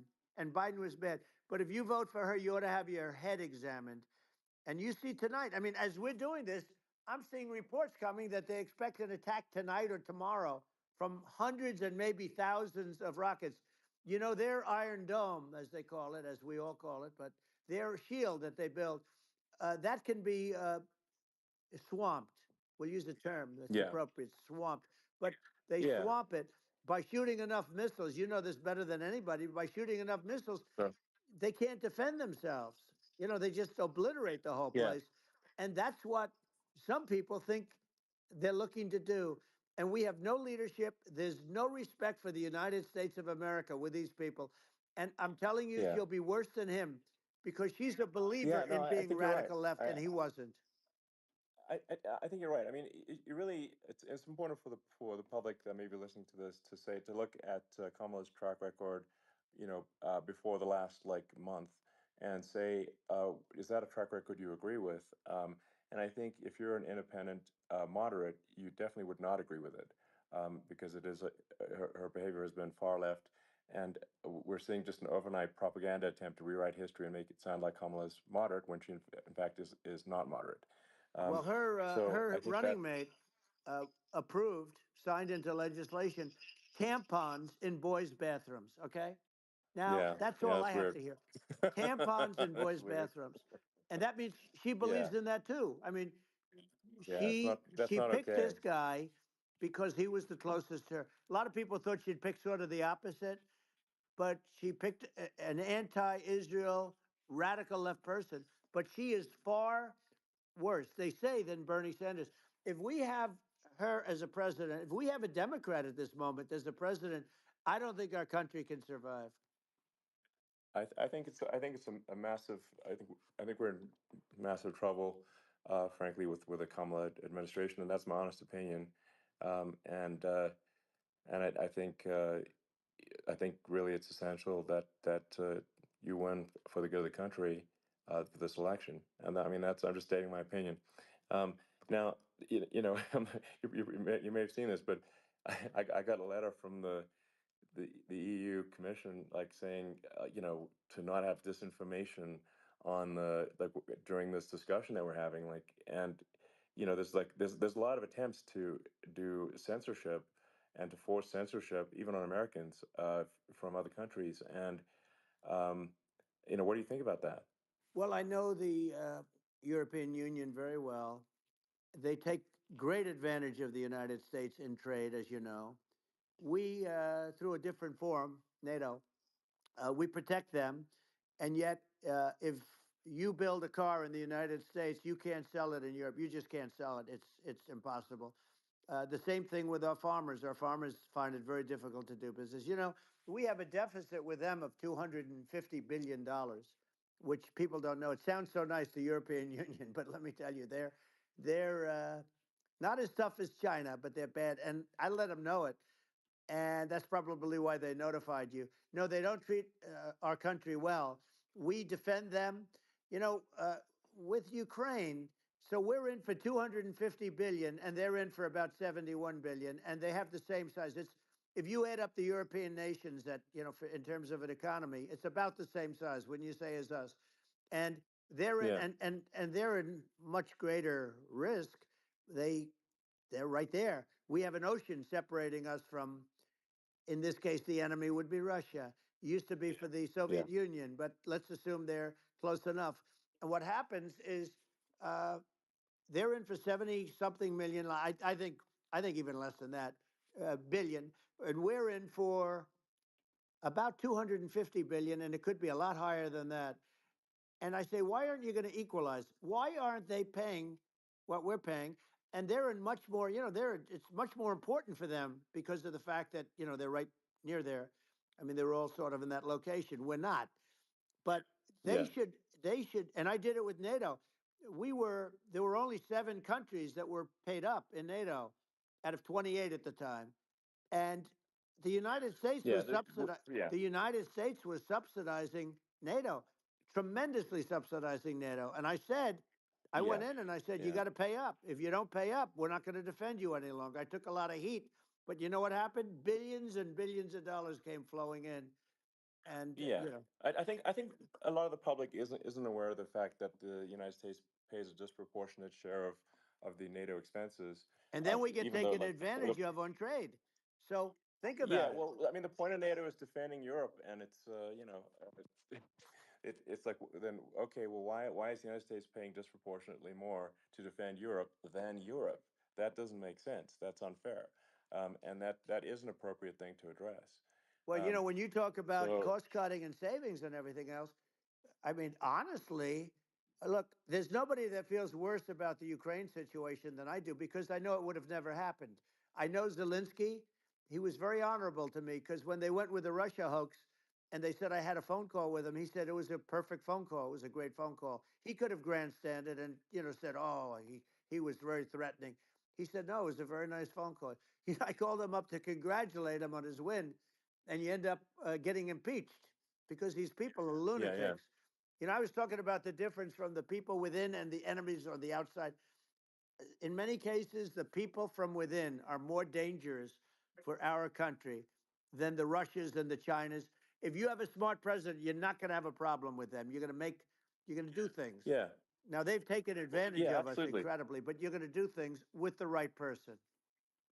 Yeah, well, I think it's obvious that you're a believer and an advocate of free speech because during your first term as president, you were attacked relentlessly every day, often very unfairly with with false attacks, and you didn't try to shut down the media. You didn't try to uh, inhibit their freedom of speech, and I think that says a lot. Well, the good thing is that you and I have, and some people, very few, we can get the word out. Although sometimes it's hard because they don't want to print it. Like we're having a great conversation right now. Kamala wouldn't have this conversation. She can't because she's not No. smart. She's not a smart person, by the way. She can't have this conversation. And Biden, we don't even have to talk about it. I mean, he couldn't have this conversation. He would have given up on the first half of a question. He would have walked out. He would have said, "Where am I? Where am I going?" So anyway, but Yeah, no, he wouldn't have this. that's true. Not a lot of people would have this conversation, but we cover a lot of territory. But the beauty is that we can have a conversation, and Yes, you can I'm actually able have a to get it conversation. out without because I get treated unfairly This by is a the really press. big point. You can actually have a conversation with you, Yeah, it's nice, isn't it? and you can't have a conversation with Biden or Kamala. It's like not it's not possible. That's true. Um, It's so this is like talking to an NPC. no. So it's just Well, impossible. but think of it. We need a man or person who's unbelievably sharp in order to stop all the nuclear danger and all the dangers that I'm talking about. And I got along with all these. I got along with Kim Jong Un. We had dinner, we had everything, and he really liked me, and I got along with him really well. By the way, he's the absolute boss over there. A lot of people said, "Oh, do you think he really?" Let That's for Let me sure. tell you, I saw things that you don't want to know about. He is the boss. But we had a good relationship, and he doesn't like Biden. He considers him a stupid man. He said he's a stupid man. Well, at least he speaks his mind. But in this country, you're not sort of allowed to say it, but I guess you are. You should be allowed to say it if Yeah, it's true. But we need smart people, and we need people that have an ability to lead. And she doesn't have that ability. Can you imagine? Now, yeah. Chairman Xi very well. Can you imagine her and him negotiating or No, it's even silly. It would be standing silly. together? It is the whole Yeah. concept is ridiculous. She is terrible. she's terrible. But she's getting a free ride. I It saw was, a picture of her yeah, yeah, on Time Magazine today. She looks like the most beautiful actress ever to live. It was a drawing, and actually, yeah, she looked very much like our great first lady, Melania. She looked, she looked, yeah. didn't look, Yeah. she didn't look like Camilla. That's right. But of course, she's a beautiful woman, so we'll leave it at that, right? Yeah, well, maybe like I think part of what people in America want to, people in America want to feel excited and inspired about the future. They want to feel like the It's future is true. going to be better than the past, and that America is going to do things that are greater than we've done in the past, reach Right. new heights that make you proud to be an American, and excited about the future. Um, They want the I American think dream just back. They want the American dream back. More important than anything else. It's like you don't have that today because the people they've been just sucked. They see incompetent people running our. You know, the Biden thing is very interesting. People just found him to be incompetent, and when I debated him, I was like, "Is this for real?" It was Yeah, it was just absurd.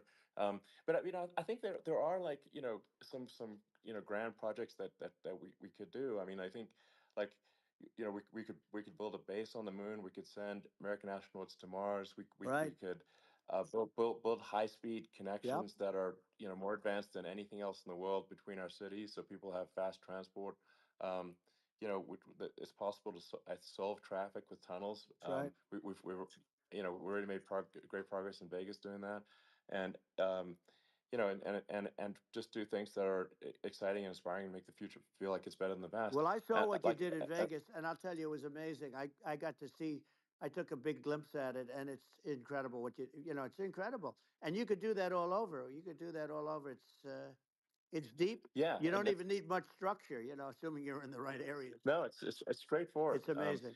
So I think we could do some things that like China's got incredible high speed rail between its cities, but I think it's actually possible with tunnels if with deregulation with an ability to actually where it's like legal to actually do the tunnels. Then you could have high speed tunnels that are actually better than anything else in the world for high speed transport between Good. cities, and that would be something that Americans can say, "Wow, okay, we've got something that's cooler than anyone else in the Yeah. world." That's the kind of thing that makes you proud to be an And American. much safer than surface trains where there is a danger there, with people, with crazy Yeah, people. It's much safer, much better.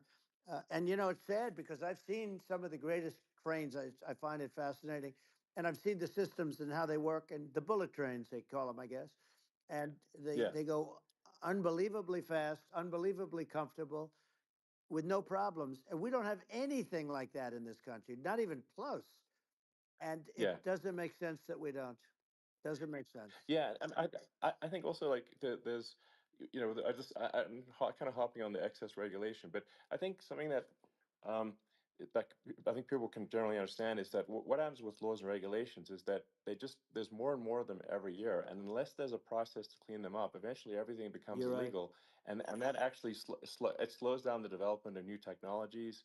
I mean, if you take the sort of like I think there's room for some reform at the FDA Yeah. for Yeah. improving the speed with which we approve drugs that could help save lives and improve people's Yeah. lives.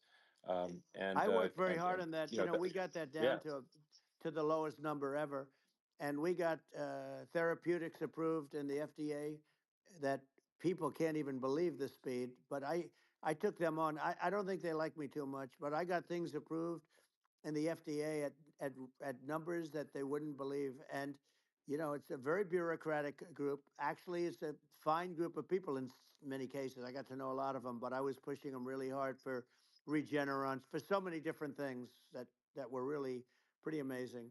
But the FDA takes too long. It's 12 years to get a product approved. I got it down to 4, and I yeah. got some things done very quickly. But it's really something that is going to have to be worked on because it takes too long. Just takes too long. Yeah, it just takes too long, and it's you end up in the same with the approval, but it's just it takes years instead of something that I think could potentially take Yeah, months, that improves people's lives. I yeah, think and but I just wanted to sort of hop on this point that like there has to be an active process for reducing rules and regulations, because otherwise they just keep building up every year, Yep. and you get like hardening of the arteries, and eventually everything's illegal, or takes forever, and then we just we just ossify as a society. Uh, we can't make any Yeah. progress, and that's it's a really big Well, you deal. know, Elon, just So getting back to the FDA for 1 second, I got something done called Right to Try. This is where you can go in and if you're terminally ill, you can use a space age, medicine or whatever it may be. We have the best doctors, the best labs in the world. We really do. And but people would go to other countries because you couldn't use the product, even if they thought it worked, because it's going through the FDA. I got it approved yeah, where you can yeah, you basically you look, nobody wanted, the doctors didn't want it because of the liability, the country didn't want it, our country, because they didn't want to get sued. These are people terminally ill. The insurance companies didn't want it, and the pharmaceutical companies, nobody wanted it. I got everybody into a room, and we came up with an agreement that you won't get sued. And also, they didn't want it on their record. If somebody's terminally ill and they die after taking a drug, they didn't want that on their record. So we set a separate list. If somebody was, so it wouldn't count as a negative. yeah, Okay. And as you know, we got it yeah, done. We have saved Right to Try. They've been trying to get this done for 58 yeah, years. And it sounds simple, but it wasn't because, I mean, the insurance companies, nobody wanted it, but we got it done. sure, Somebody signs, you sign a document that you're not going to sue the insurance companies, the country, you're not going to sue anybody. And we got it done. And we're saving tens of thousands of lives. Right to Try. Hopefully, you never need it. But if you yeah, do, you don't have to travel to Asia. People, right, if they had money, they go to yeah, Asia, they go sure, to Europe. If they don't have money, they go home and die. That's what happened. They'd go home and yeah. die. Well, I mean, and actually, to give Europe some props here, it's like if a drug is approved in Europe, which has a crazy amount of regulations, it should obviously be approved in the U.S. Yeah. I mean, they get more regulations than we do. So why would a drug be approved in Europe and not in the U.S.?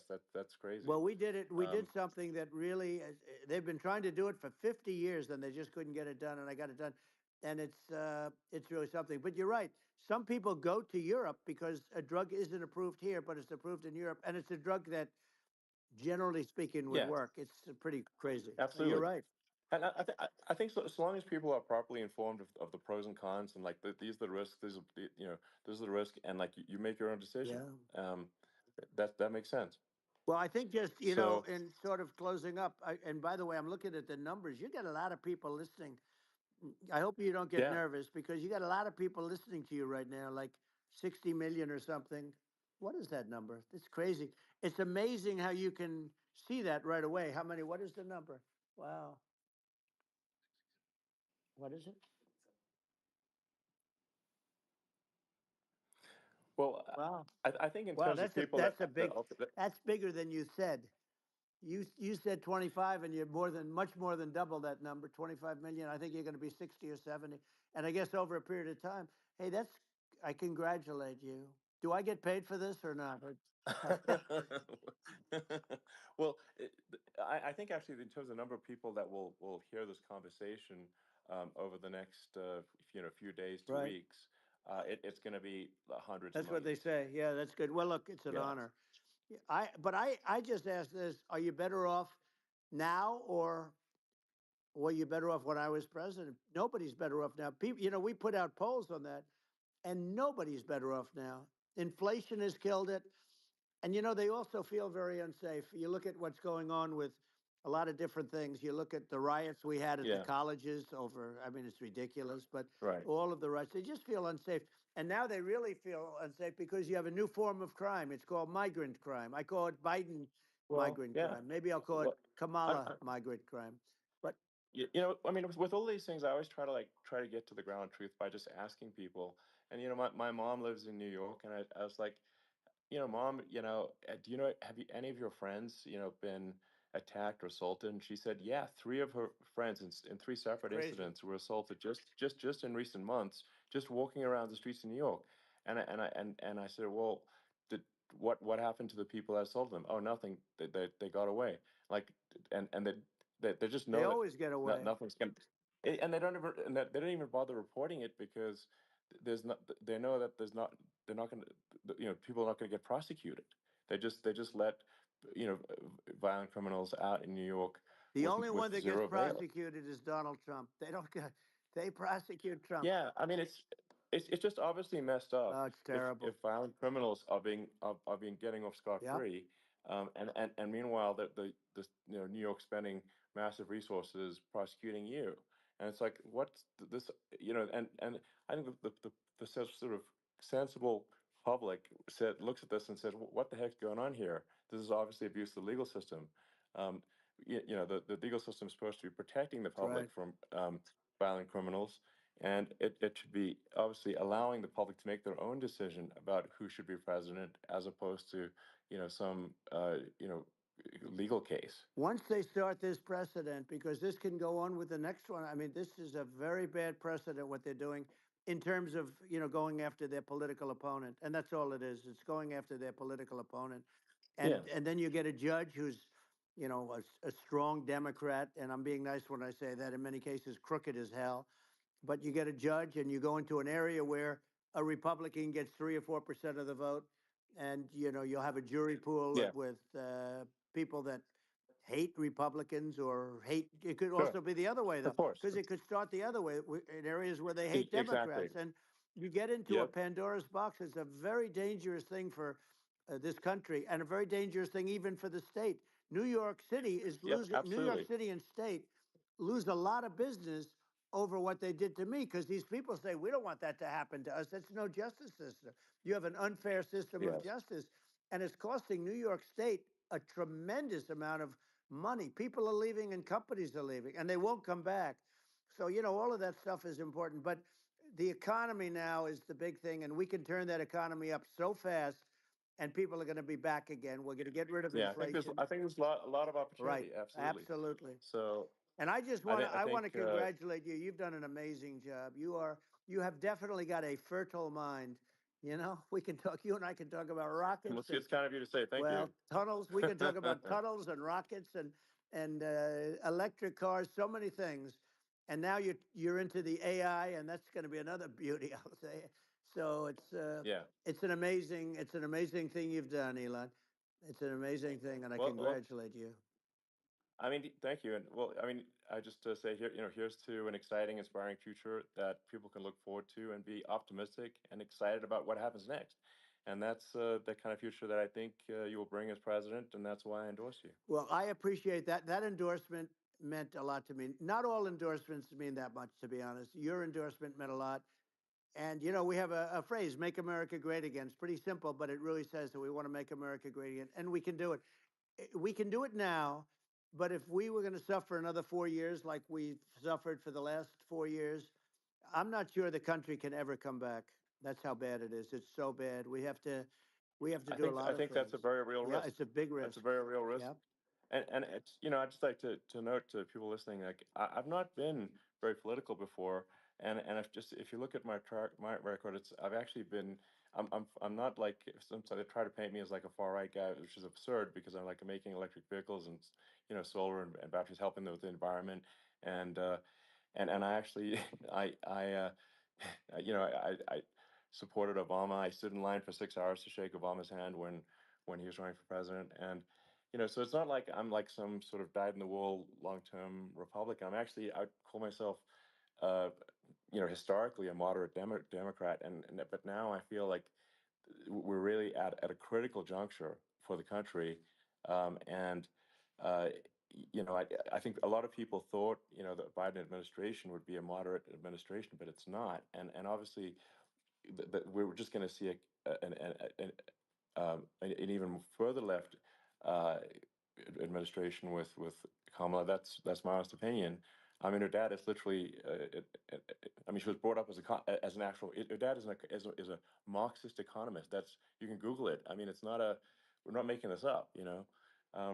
That's how she was brought up. So, and we want to have a future that is prosperous, and I think we're just at this critical juncture, and I think this is a case of the America is going to at a fork in the road, It's true. and I think it will take if the path to, like, you are the path to prosperity, and I think Kamala is the opposite. Then that's my honest opinion. I'm gonna get attacked like crazy, and I've also experienced quite a bit of lawfare myself, and but I'm just trying to tell people my honest opinion, and I haven't been really active in politics before, and I'm just trying to point out that my track record historically has been moderate, if not moderate, slightly left. And so this is to people out there who are in the moderate camp to say, I think you should support um, Donald Trump for president. And I think it's actually a very important junction in the road, and we're in deep trouble if they don't, if it goes the other way. Well, I want to thank you. And, I actually always did think of you as somewhat left. I must say that. So it's uh, it's Yeah. even more of an Well, honor to yeah. have your endorsement. I know how strong you feel about it. But, when you think of her, San Francisco, 15 years ago, I had a great friend, Bob Tish. He said it's the greatest city in America, and now it's almost not livable there. And California likewise. And she was involved in the destruction of San Francisco and the destruction of California, and she will be involved in the destruction of our country if people are so unwise as to elect her. And I hope that doesn't happen, and I hope the elections are going to be run honestly, and we're going to turn this country around. We're going to do things that, and we can do it fairly quickly. And we have to get rid of the criminals that have been, given to us by other countries as they laugh. They laugh at Yeah. us. They think we're stupid to accept these people. These are radical, stone cold killers in many cases, and terrorists. And they're in our country by the hundreds of thousands, Yeah. and we have to take Yeah. them out. Yeah, I mean, if I could summarize it, perhaps, I think these are issues that I think most people in America would agree with, which is that we want safe and clean cities, we want secure borders, we want sensible government spending, we want to restore both the perception and reality of respect in the judicial system, just stop the lawfare, and I think like, and how are those even right wing positions? I think those are that's just common sense, and that's I mean, would you agree with that? 100%.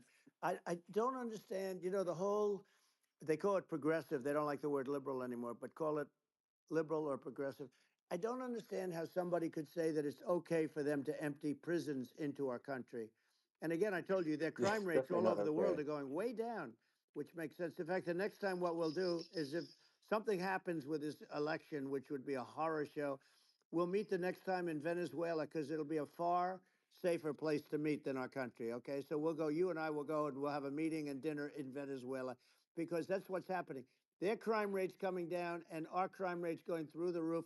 And it's so simple. And you haven't seen anything yet, because these people have come into our country and they're just getting acclimated, and they don't know about being politically correct law enforcement or lack of law enforcement.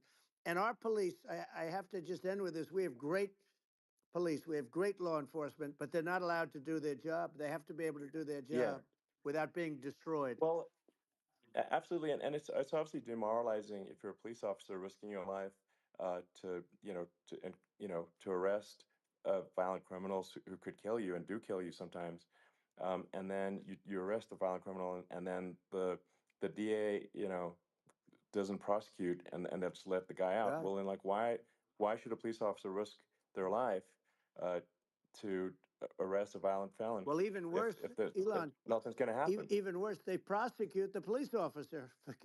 They go after it, and they prosecute the police officer, and they take away his pension, they take away his Yeah. job, he loses his family, he loses his house.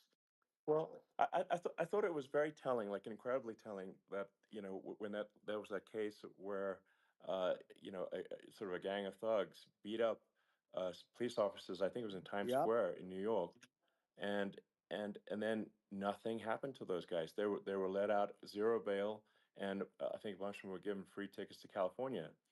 Well, what is I mean, that is a gross indignity against the United States, and that's how, I mean, this is insane. Like, have we lost all pride? What that How can such a thing be allowed to occur I've never seen anything. in our? We see where they get shot. It's a very dangerous profession, but something they're very proud of, and they want to be able to do their job. But I've seen them get shot. I've seen a lot of things, but I've never seen where these guys are standing in the middle of a big street, everybody watching them, and they're literally boxing, like punching, stand up fighting a police officer. There were two of them, and Yeah, yet about six yeah, of yeah. these guys, and they're punching the hell out of them.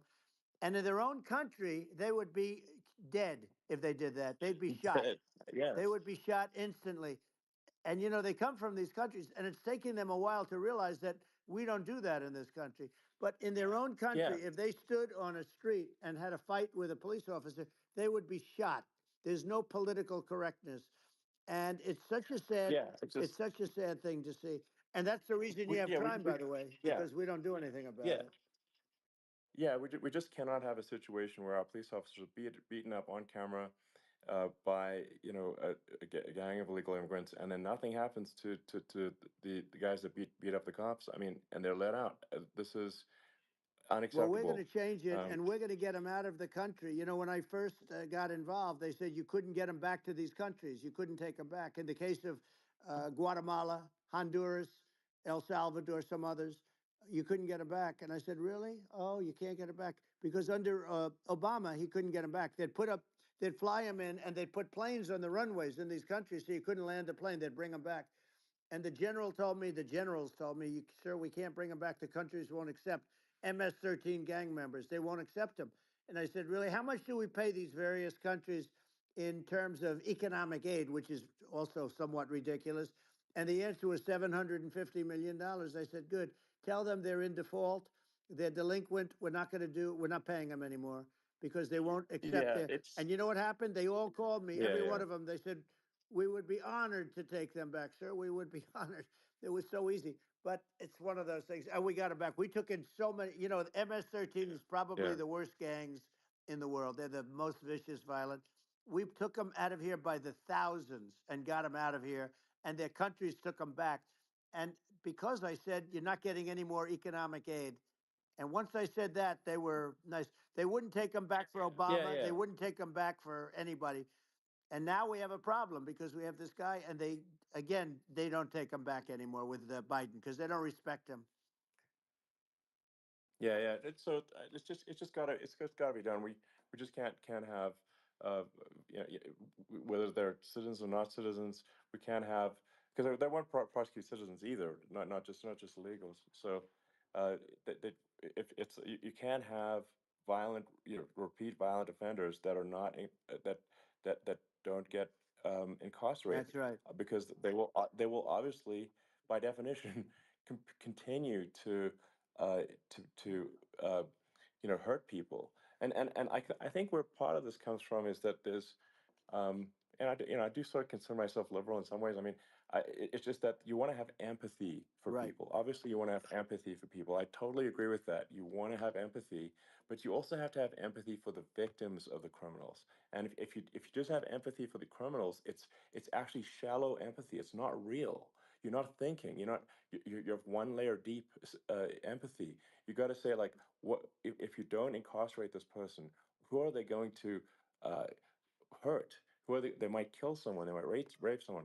If you don't incarcerate them, you have to have empathy for the victims. And there's a lack of empathy for the victims of the criminals, and too much empathy for the criminals. It doesn't make sense. That's why you want to have deep empathy for society as a whole, not shallow empathy for That's right. criminals. And we have to give our police officers the dignity and the respect that they deserve. And we have to let them do their job.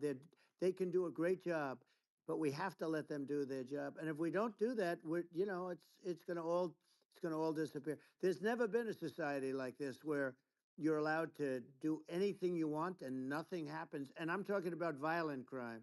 And it's going to get more violent because these are really, really violent people, and we're going to get them out of our country, and we're going to get them back to where, because they were sent here by the presidents and by the various people that run those countries, and I know every one of those guys, and they're smart people, and they're streetwise people, and they really think that the USA is stupid. They think we're run by stupid people, and they happen to be right. But when I was there, we had no problem. We got them out. We took out thousands of MS-13 gang members. We brought them back. And now, again, it's the same old story. We don't do it. and they actually gave them a big increase in aid. They raised it up to billions of dollars, and they get nothing for it. So, it's. I hope everybody's going to vote for Trump, and we're going to get this country straight. And Yeah. I didn't need this. I, I'm like you. I didn't need this. I had a very nice yeah. life. I didn't need to go Yeah. through Yeah. court systems and go through all the other stuff and run at the Sure. same time. I have to run. I have to go through fake trials with, in some cases, corrupt judges, totally corrupt judges. I didn't need it. I had a nice life. I have great locations. I have beautiful oceans that I have places. This was, but I felt it was important. And if I had to do it over again, you probably think I'm crazy for doing it, actually. But if I had to do it over again, I would have done it over again, because this is so much more important than me or my life. We're going to save this country. This country is going down. And these people are bad people that we're running against, and they're liars. They make statements. They do things that are so bad. They say they're going to make a strong border. They say they've been great on the border, and they've been the worst in history. They say they're Yeah, going to it's stop horrible. Like crime, the and facts speak for themselves. The it's so facts incredible. speak for themselves. Like it's gotten to the point where people just don't even bother reporting crime in a lot of That's cities right. because they know nothing is going to happen. Um, that's what I hear anecdotally from people all the time. Um, so it's just my values. I'm just saying to people out there, like the things I think are important for the future is like we've got to have safe cities, we've got to have secure borders, we've got to have sensible spending, and we've got to have deregulation, and Right. so we can have a prosperous future. And then we want to have some exciting, sort of moonshot projects that people can get fired up about, and that's the future I'm looking for. And I'm pro environment, but I'm not against. I'm not like I don't think we should vilify the oil and gas industry because they're keeping civilization going right now, and but I do think we want to move at a reasonable speed towards a sustainable energy economy. Those are my values, and I think um, and so I mean that's uh, why I'm supporting you for president. Well, I So appreciate it. We're going to give incentive to companies to come into our country, not to leave our country.